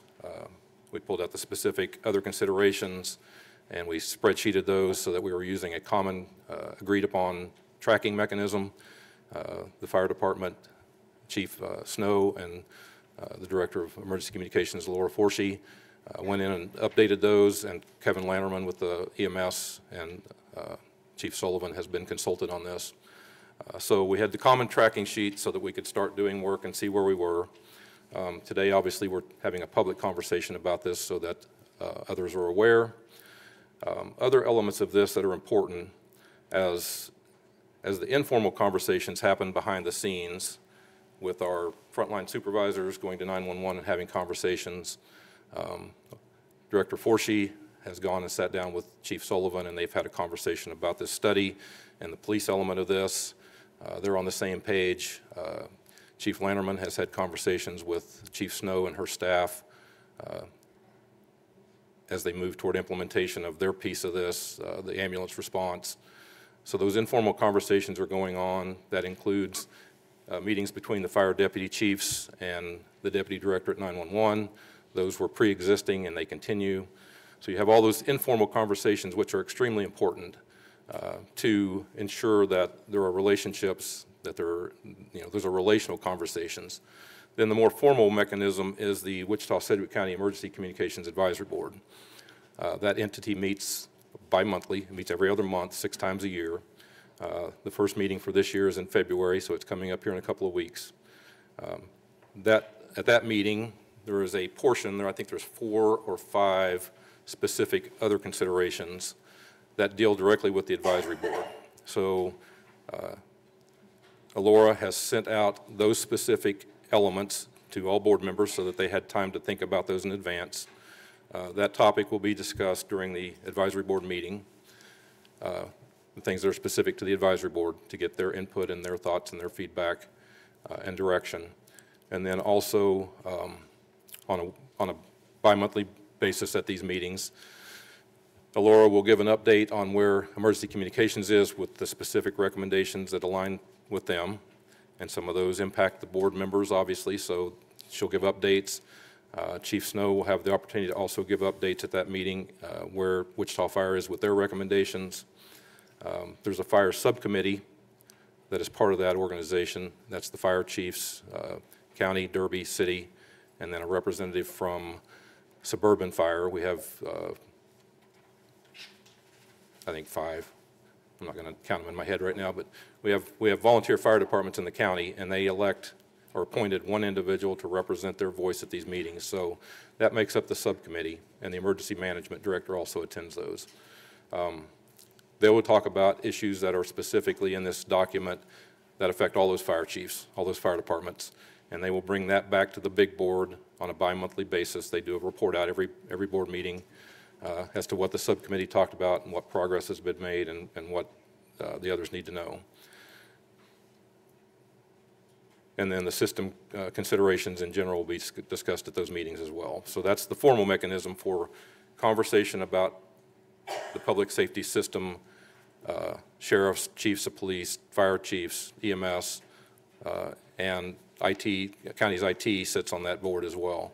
That's the formal mechanism for them to talk about this report, progress on the considerations and the recommendations as we move forward through the next several months. And then the meetings from those minutes that's a public meeting, and those minutes are always posted on the Emergency Communications webpage, or on their webpage, so it's available to the public. Also, I've already mentioned the Fire Subcommittee, but they meet on a monthly basis, and that's at the discretion of the board members. It's depending on whether they have something specific that they want to discuss or not, but they're scheduled to meet monthly. They will take that time to talk again about the recommendations that are specific to fire departments collectively and bring that back to the big group. And then finally, we are in the process of bringing up a post-incident analysis dashboard that will be available on the county's webpage and the city's webpage so that the public at large can track it at their leisure. It will be updated periodically with information from that spreadsheet in front of you. As we update that on a monthly basis or as things change, it'll be pushed onto this dashboard so that anybody who has an interest can look and see what's going on. So that's kind of the implementation plan and process that's laid out, that's flowing as we speak right now. And with that, if you have any questions or discussion, Mr. Layton and I will stand for questions. I'll start off, again, thank you, Rusty and Bob, for that presentation. I'll start off with asking City Manager a couple of questions. In particular, I'm looking at ARPA and our plan, and several times I see Wichita Fire Department and communication and emergency. Can you just explain how this is being integrated with these recommendations and how they may be complementary? ARPA,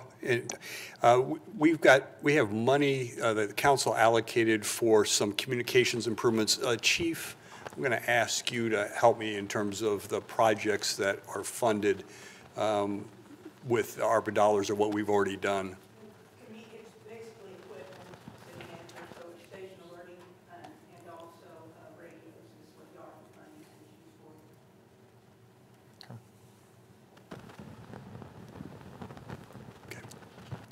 for. Mayor, I have two quick questions regarding the draft in this document. On page 5, item number 23, under findings, could you elaborate more on that one?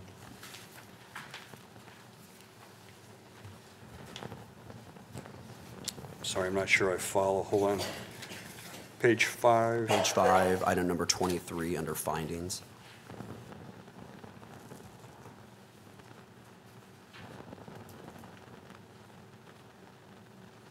City manager,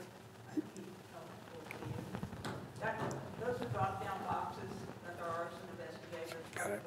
It's a drop-down box, and it only gives you, like a lot of drop-down boxes, it doesn't actually give you, it only gives you certain choices. The best choice in this case was undetermined, and they could have listed it as arson, they could have listed it as undetermined, it only gives you a few choices. So the best of the choices was undetermined, and that's the reason why it's listed as that. So it was listed as undetermined, and then the lab later indicated as either a crime or arson? The lab we listed it as undetermined, and then the lab, the ATF lab listed it as arson. Well, That's what it says. yeah, on item number 23, the language says there's an indication of expectation bias as the cause of the fire is listed as undetermined. However, the laboratory service request form indicates crime or arson. Right. Each one of those are just, they're forms with only certain drop-down boxes. You can't put additional information in or accurate information in unless it's specific to something. So when it goes to the first one, they put down undetermined. When it went to the lab, they listed it as crime or arson. Okay. Does that make sense? I think so, yeah. It's not how we list it, it's how we're forced to list it under the KBI reporting form. Under KBI, okay. Thank you for the clarification. Yep. Commissioner Howe? Just to follow up on that question, I guess from my perspective, I'm just wanting to know, did they detect accelerants in their samples they took from the scene? It seems like if they found accelerants, that would be the evidence, I think, that makes the difference here. So can someone please answer the question whether or not there was accelerants found at the scene? To the best of my knowledge, there were not any accelerants listed, but I don't actually get a copy of that report. So it's based on, we don't have any influence on what KBI or the ATF list. So no, to the best of our knowledge, no. If that lab report is available, can we seek a copy to get that answered? I'm not sure if it's not allowed, we're not allowed to have a copy, or? I'll check into it, sir. Thank you.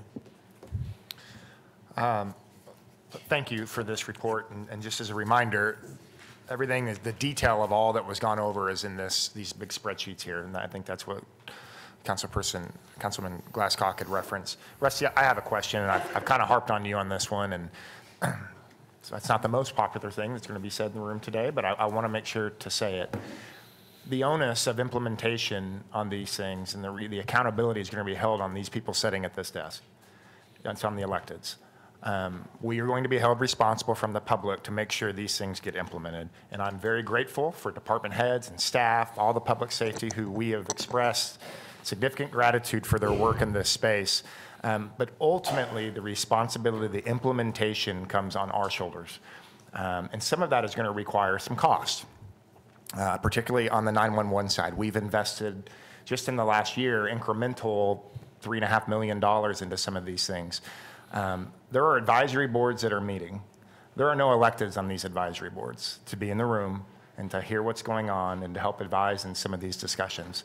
I think it's appropriate for this next year to have an elected from the city and an elected from the county in the room because we're the ones ultimately that are going to be held responsible for the implementation of these recommendations. What say you? That's the will of the governing bodies if you choose to do that. Where does that fit in what exists today? So when it comes to accountability, the advisory board is going to receive information, and they'll have the ability to ask questions, and there will be minutes presented that are public for people to review. I don't know how these governing bodies want a report back. Do you want a quarterly en banc or an update meeting, or I don't know how you want to do that. Okay. I'm open to recommendations from the city. We'd be more than happy to just put that on as an information item for your next 3 en bancs. The only concern about having elected officials attending the advisory board meeting is you're going to be sitting through a whole lot of items that are really not much interest to you, and it's going to take a lot of time. But I think if you want that connection with the elected officials, this may be the best time to do that. We can just put it on as an agenda item, and or we can send out periodic updates to all of you, like we do on so many other items. And I know on my side of the street, the council, if I gave them a monthly or quarterly report, then we would sit down and talk about it. But if you, as a body, combined body, more than happy to add it for the next year to the other 3 en bancs. Okay, open to discussion. I wanted to know, so obviously we have the dates for the bi-monthly meetings. When are they held? And remind us again, all the individuals who are in that room. Sure. So the bi-monthly meetings are February, April, June, August, October, and December. That was quick math. And I'm sorry. The time. Those are at 3 o'clock, no, 2 o'clock, 2 p.m. in the afternoon. Those are Thursdays at the third Thursday of each month, or each, they're always on the third Thursday, and it's at 2. No. Sure. I would just say, the commissioner, the chairman knows, if you layer this more, I had recommended, I had talked to the commissioner, the chairman, of another layer, which would be a committee that would be a subset of the advisory board. It would be 5 people, Alora, Chief Snow, the fire chief, or the police chief, the EMS chief, and the technology, our technology division head, and then 2 electeds, and they would meet quarterly for an hour quarterly so that they could have direct interaction with the people involved in this get direct answers.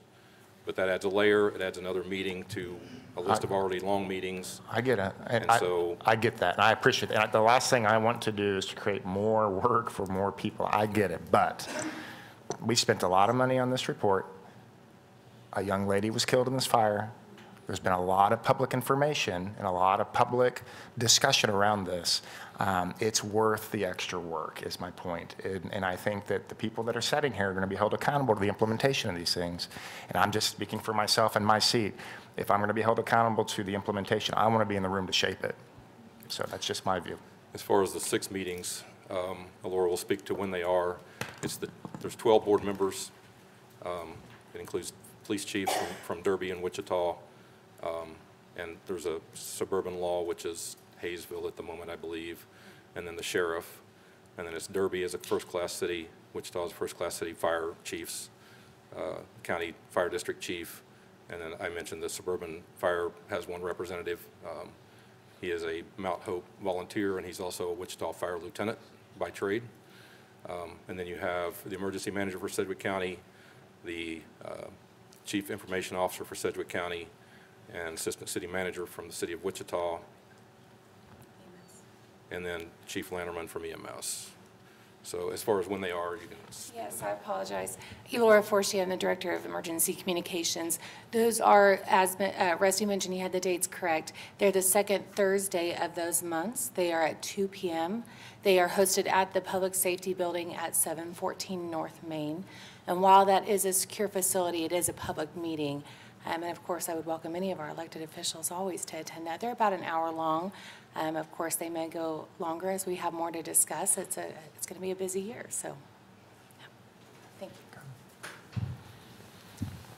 I'm comfortable with having someone from our body be represented at these meetings. I know that, if I'm mistaken, are there also community members that are part of this advisory board? There are not. This is a professional board. It was created by resolution back in the 70s and has been updated, last updated in 2012, but this is strictly a professional board. It's open to the public. Anybody can come, but those participating are the ones I mentioned, the 12 voting members, or their each one has a designee in case they can't come, but it's those folks. Thank you, Chairman. I definitely think that we need to have somebody in the room, somebody at the table. You know, somebody did lose their life. We have to do everything we possibly can to make sure that that doesn't happen again.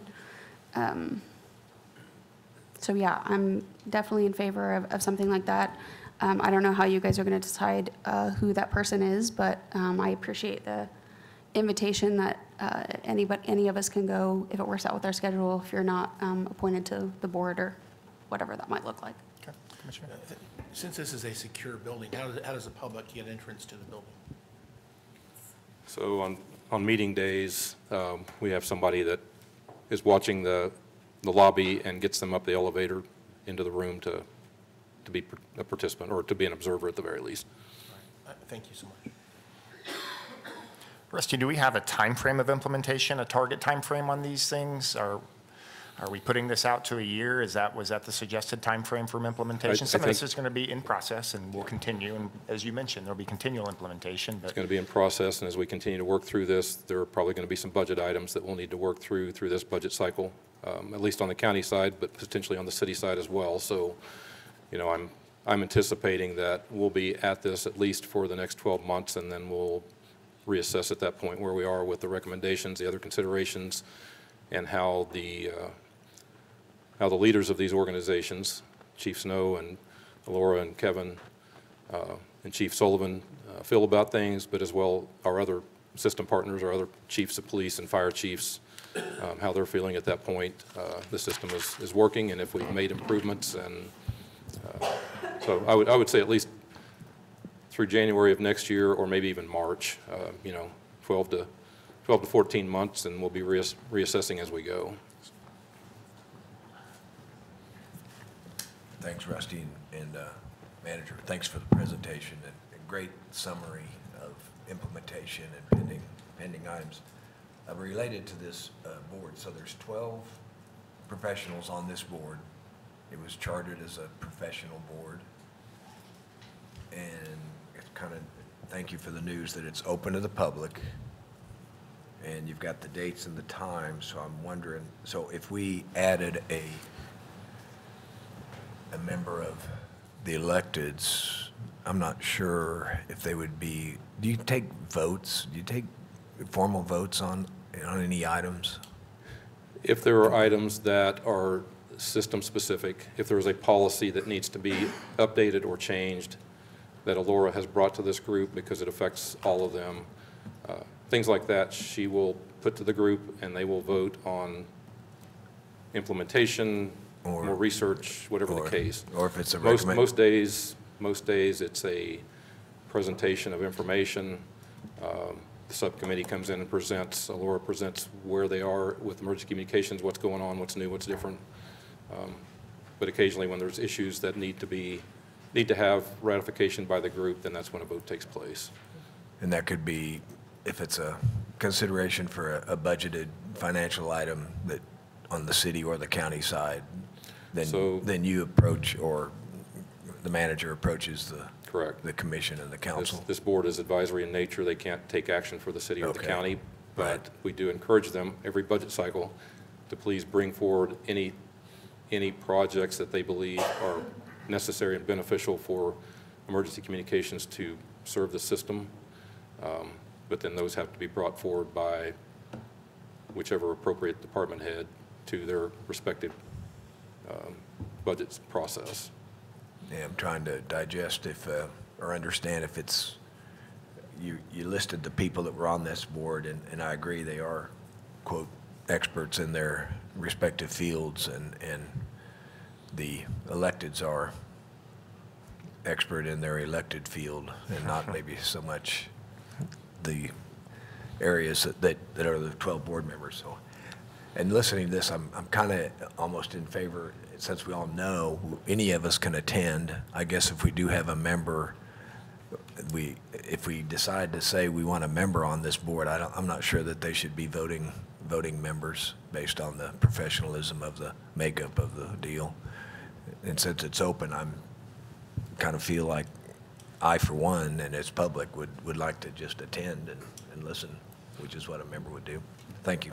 Laura, you can correct me if I'm wrong, but I believe this board has already adopted bylaws and elected their chairperson. Again, if an elected official is in the room and they want to call on them to answer a question, I think that's their prerogative to do that. But I would assume any elected official is simply in the audience and they're listening as an observer.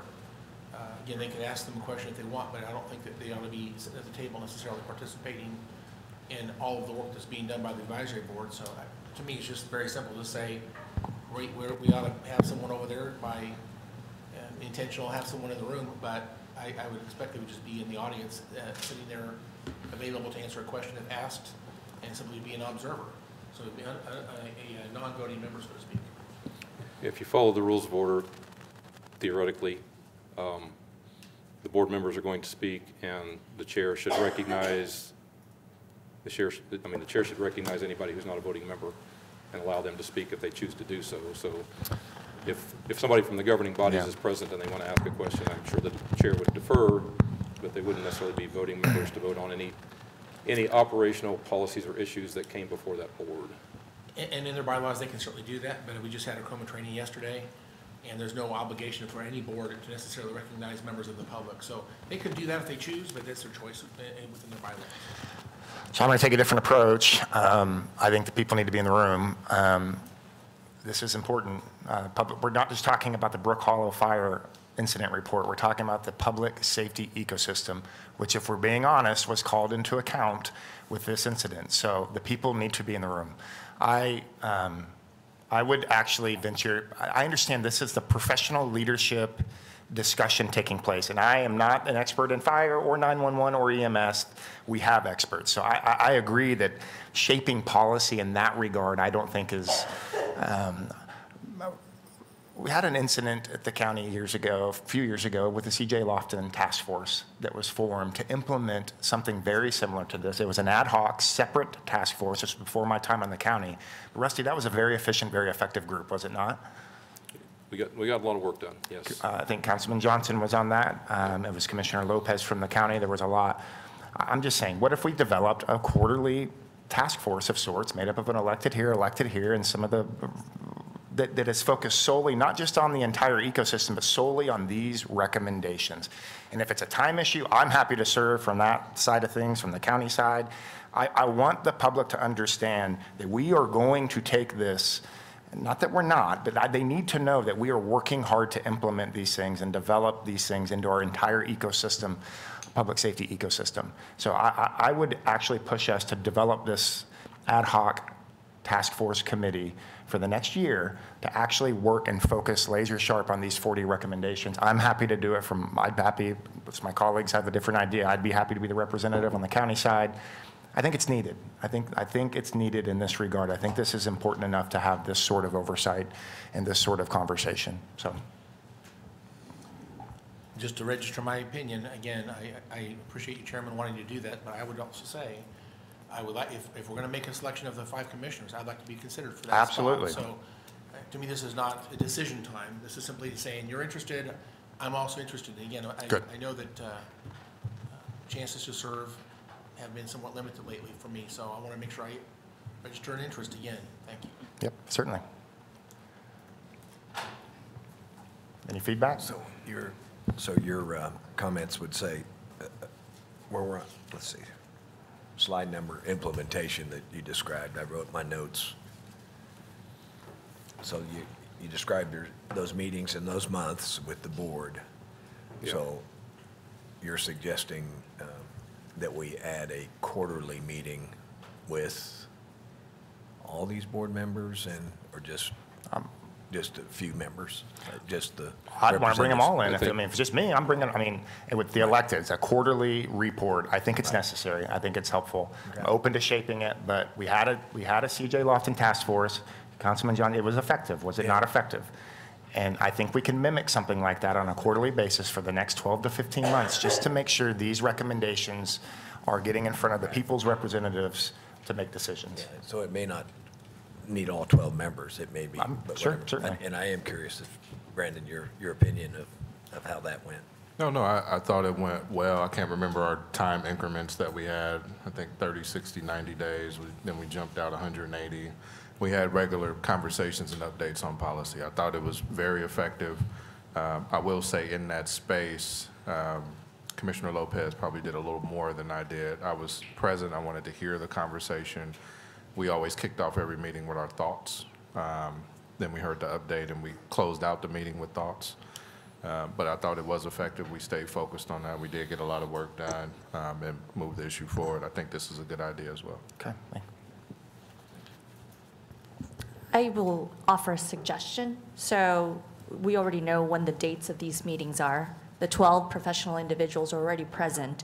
The quarterly meeting with a smaller group than the 12, but it still would allow for the individuals who are most directly affected by this implementation plan, and the suggestion of adding 2 individuals from the county and 2 from the city immediately following that bi-monthly meeting. So I would suggest February, June, October, and then February of next year, having this group immediately following this Wichita-Sedgwick County Emergency Communications Advisory Board to stay for an additional 30 minutes to really just focus on the Jensen Hughes report.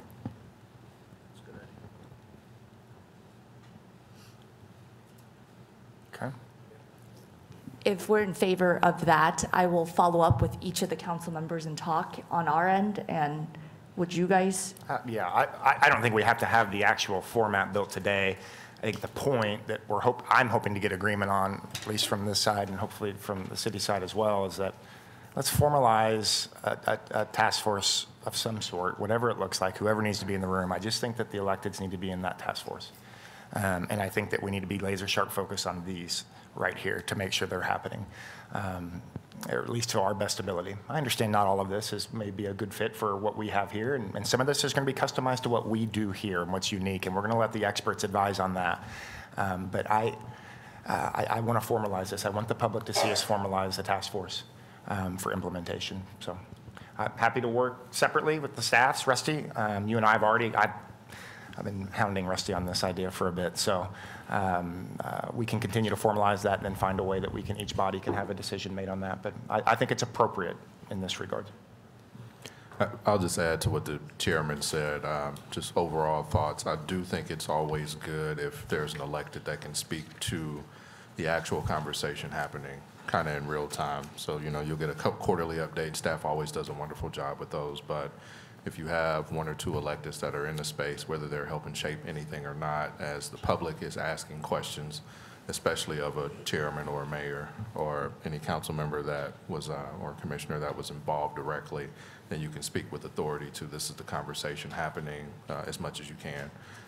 This is the progress being made in between those updates. So I think it is a good idea for electeds to be in those spaces. And when it came to the C.J. Lofton Task Force, I was always able to answer any question about what that committee was doing and what direction they were going, because I was in the space. So I do think that is a good thing. Very good. Okay. Well, why don't I make a motion to receive and file? Second. We have a motion and a second. Madam Clerk, can you call the roll? Commissioner Bluebow. Aye. Commissioner Wise. Aye. Commissioner Howell. Aye. Commissioner Meitzner. Chairman Beatty. Aye. Next item. Oh, wait, sorry. Oh, I'm sorry. Nope, you're good. I just have a quick question, actually, for City Manager Bob. I just have a question really quick. Chairman, you mentioned that you guys were investing $3 million or whatever to EMS. Is there any of these recommendations that come from fire that, I know yesterday we just started talking about budget. Is there stuff that we need to be considering moving forward that's going to come with a price tag as well? Most of the recommendations have to do with training and communication issues, leadership training, for instance. Chief, I'm not sure there's any capital expenses that are associated with the recommendations, are there? I believe there's one recommendation to pursue the EMT medical pilot program. We'll get an opportunity to discuss our budget. There was also a recommendation on accreditation, which is a pretty lengthy process and expensive. And so that's maybe one of the recommendations that we're, that's in process because we're trying to assess whether it's really worth that effort. There's many things we can do on process improvement that don't require accreditation. And is the EMT the one that we had passed before? Yes. Okay, thank you. I'm going to follow up on that.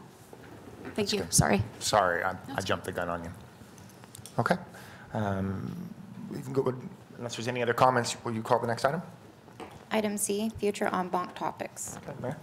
Again, thank you very much for going through just housing as well as the Jensen Hughes fire report. We really appreciate having this more open conversation where the two bodies come together. And we already have dates for the next 3 en banc meetings between the city and the county. So we thought this would be a great opportunity to throw out some of the topics that we could, as the two bodies, come together and discuss. As a reminder, last year we talked about cultural arts and park, and also public safety. And then obviously today we had housing as well as the Jensen Hughes report. If we can have this open conversation about future en banc topics, this would be the great time. Okay. As you may remember, in April, I believe it was last year, or one of the en bancs last year, one of the agreements was that we develop a blue ribbon committee made up of community members and that would have discussions about shared service opportunities and try to formalize the discussion a little bit more.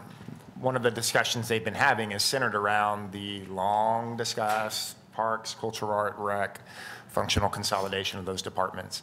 That Blue Ribbon Committee is going to issue a report based on their conversations and their research and their discussions, and that report is coming in February. I don't know the exact date, and they'll issue it to both bodies just for review. So my recommendation would be that since that report is coming in February, that we're starting budget season in February on both sides of the street, and that the next en banc can be a revisit of that to see if we can finally get across the finish line with some of those conversations. We either put it to bed or we move it forward. I think that would be appropriate for the next en banc. Agreed? I would agree on that. Again, the last time we had this conversation about parks and cultural arts, was back in April of last year. But prior to that, other councils had talked about this topic. And so it has been researched, it has been discussed at length. And then again, from this last en banc in April, the recommendation was start forming a group of individuals that would really take this forward and just have further community engagement. So I would agree that the next en banc topic should be regarding parks and cultural arts. Outside of the Blue Ribbon Committee, what community engagement has been done on shared services? So again, it would not be a recommendation based off of all community members. I think from what I understand from the Blue Ribbon Group, they've talked to directors of those cultural arts facilities, as well as some of the city staff and county staff. That's great. And PPMC was involved in that discussion too. But that's it. And then they give us a recommendation, and then our job would be to go solicit any more public feedback. That's the way I see that and envision that moving forward. So. I think there's going to need to be a lot of conversations with the community so that they understand seeing cost savings. And the first thing that comes to my mind is somebody's losing jobs. So those are all things that are incredibly important to me, and I'm going to need a lot of feedback outside of just a committee that might have some ideas of what they think is best for city and county. Yeah, me too. Agreed. I have a suggestion, and I hope it doesn't seem self-serving, but for the last year or so, our Wichita Fire Department, our IFF, Via Christi, other community, Kansas Health Foundation, other community partners have been working on an initiative for creating a culture of wellness within our fire department, and specifically for cancer screenings. We have asked that a bill be introduced in the House. I'm going to testify today on the House Taxation Committee. It's House Bill 2024, and it would be a $250 tax credit for any firefighter across the state, not just for Wichita, so it would be full-time, part-time, or volunteer. And then with that, we should find out today if we get another funding source, but really just trying to look at fire and how we protect those who protect us.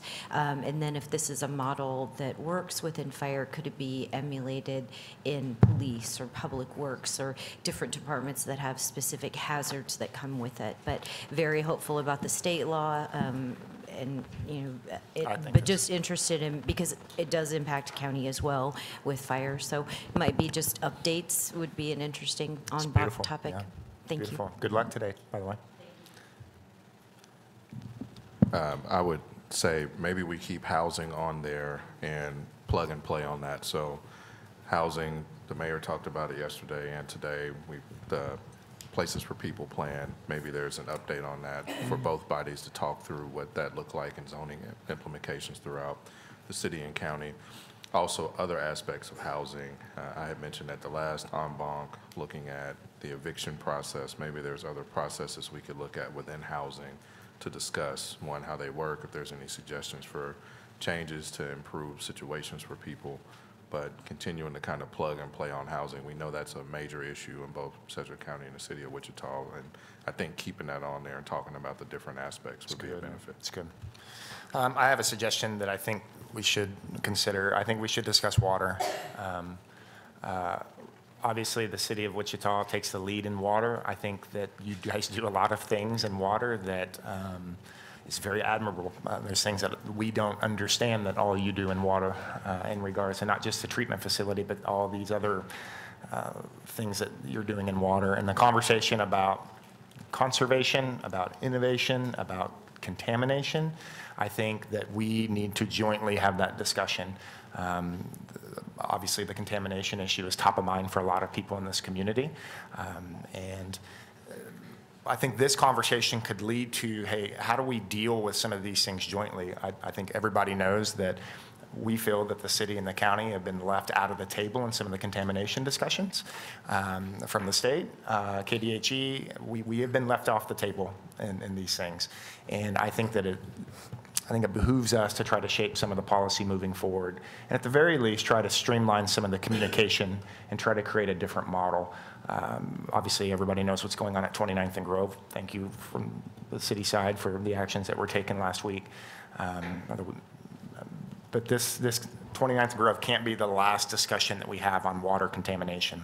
I think you might be aware that there's over 220 active contamination sites in Sedgwick County. And our citizens don't know that. So we need to continue this conversation, continue leading in this conversation. I think the longer we're dependent on the state, I'm very appreciative of our partners at the state and KDHE, but the longer we're waiting on them to help shape and lead here, I don't think it best serves our interest. So I think that we need to take the lead here, and I think this would be a great en banc conversation. Well, and I think larger than that, just natural preservation. So how we're doing water, how we're preserving our soil, land, trees, and then environmental concerns. I think everything can be tied under a natural preservation conversation as well. That's great. Beautiful. I was going to go in a slightly different direction, but all things water. One of the things that we're going to be working on, and Councilmember Holheisel and I are on a task force. We just have an RFP out to hire a consultant to help us with water reuse. We all know we're in stage 2 of drought. Dreadfully worried that we're going to be in stage 3 because we absolutely will put people out of business if we go into stage 3. And so when we were in Topeka doing legislative visits, was it last week? I can't even keep track. We talked to several legislators about there's no state legislation now, and so we want to be leaders in helping to draft that. And the biggest challenge is truly going to be the community education component of that, helping people understand that it's safe. But we have to be thinking of different ways for water within our community. Yeah. 17% of the state gets their water from Wichita. Wow. Yeah. So maybe we could have just a whole water topic and include the environmental component as well. Yeah, beautiful. I think the last recommendation on my end, I'm sorry, Commissioner, is obviously the MAC conversation will continue to escalate once we get April and beyond. So I think that needs to be top of mind, both bodies, particularly on the mental health substance use piece that the county is going to be bringing to the table in this discussion. So that's just another opportunity if we're just talking and throwing out topics for future en banc. I think that certainly deserves its place. Just one quick addition. Chairman, Representative Joe Syward also said he'd love to talk to us about water conservation and some ideas he had. Talking about consolidated services, I think we have an opportunity still. I talked about this a year ago in one of our en banc meetings, but between the city and county, the number of employees that you have in your organization, plus ours, plus family members, we're looking at probably north of 20,000 people insured through city and county health insurance. And with that number of people, we could come together and provide, if you will, a more robust set of services at a lower cost to the employer if we worked together to create a health clinic for municipal employees, city and county employees and their families. You could have lower cost tests, lab tests and radiology scans and whatever kind of services you need. It would be, I think, enhanced services at a lower cost to both city and county. So it's one of the most expensive things we have to pay for in our budget is health insurance for our staff. We have, again, I'm glad to do it, but if there's a way to do this for less money to benefit both city and county, that's one of those opportunities we need to talk about. If we don't start the conversation, we'll never get there. Thanks, Commissioner. I think that could be brought into the whole topic of wellness. How do we do wellness as two bodies of government for our employees? I think that's a good conversation. And you could add childcare and fitness in there as well. Okay, appreciate that. Remind us, so I'll remind everyone when the next en banc meeting will be held. The next one will be April 29th. Following that will be July 29th. And the last one will be October 29th. So that gives us some time to develop further, not only some of these suggestions, but really appreciate the feedback because that will help drive staff both at the city and county. City Manager. Mayor, thank you. We do have something that both bodies need to hear, and that is the recommended opioid strategic plan. That's good, Bob. And I'm not sure that you'll want to wait until you're next on Banc, so we may need to have a special meeting if you want to hear it together. And if that's okay with you, we'll work on a date. I think they're very close to having deal, a final yeah. report. It's- That would be great. Yeah, I'm absolutely open to that. I think we will be too. That was a big deal to come together and to try to find joint uses of those dollars. So, okay, just keep us posted on that. May I kind of tie a couple of these ideas together? So our joint legislative agenda actually has 3 main points: economic development, housing, and infrastructure. So infrastructure, obviously, we've talked at length now about water and just conservation, contamination. So even if we have one en banc or a portion of an en banc dedicated to that would be helpful. The other one is housing, and obviously we talked at length today, but there are further conversations we can have regarding housing. But I also would add that the multi-agency center can be part of that conversation. And we really do appreciate the county side with not just the Sedgwick County Health Department, but ComCare and what you guys are doing with this ecosystem. And then finally, when it comes to economic development, I think that is really the conversation about shared services. The city does have 3,000 employees, but we're not job creators. That is not our role as a government. 3,000 public servants want to do a great job for the city, and the same amount on the county side want to do a great job for the county. So I really appreciate Commissioner Howell in talking about how can we talk about, as a greater entity, having a greater buying power and getting a better bang for our buck for both the city and county employees. So I really do want to continue the conversation on shared services. And I do believe that even that blue ribbon group is also part of that conversation when it comes to just one specific item. And I look forward to each of the council members, as each of our 6 council members and each of the 5 county commissioners have their own advisory board meetings, that once we get some feedback from the blue ribbon group, it will then go back out to those district advisory boards in both sides, and then really come together in figuring out how to move forward. So I really do believe that there's lots of opportunity for sharing. One of those is sharing a space right here at City Hall. And so I would suggest that, our council chambers are often closed if it's not on Tuesdays during our council meetings, that there's opportunities even there for you all to utilize that space. I know that USD 259 was very impressed when they came and gave a presentation in front of the council chambers. That facility is available. And so I do believe that there are more opportunities for sharing resources, as our ultimate goal between the city and county is serving the citizens of our community. And so I do believe that it is prudent and responsible to think more on how we can share and collaborate. Wonderful. Commissioner? Thank you. Just for the time in February, we're going to get the results of the blue ribbon going to be presented to us at the commission, and I assume with the city. And then, now we're looking at April 29th. And maybe this is an action item we can take during the presentation. But I'd like to have some kind of metrics or numbers, whatever ideas they have, so that, at the end of April, we're not just saying, okay, that's good. I'd like to have a little bit of a metric or a little bit of an idea of how far do we want to take this Some idea. teeth, yeah, I get it. Yeah, I agree. Yeah, so maybe we can get our finance people from the city and the county to give us some very preliminary numbers on any action we might be looking at. Okay, thanks. You, Commissioner, council member. Do you mean like cultural arts and park, or a specific department? I'm asking because I don't know the answer. I just mean an outcome or an idea that comes from the Blue Ribbon Committee. It'd be nice to have some kind of budget estimate as to, is there a potential savings there, or is it just a feel good? Thank you.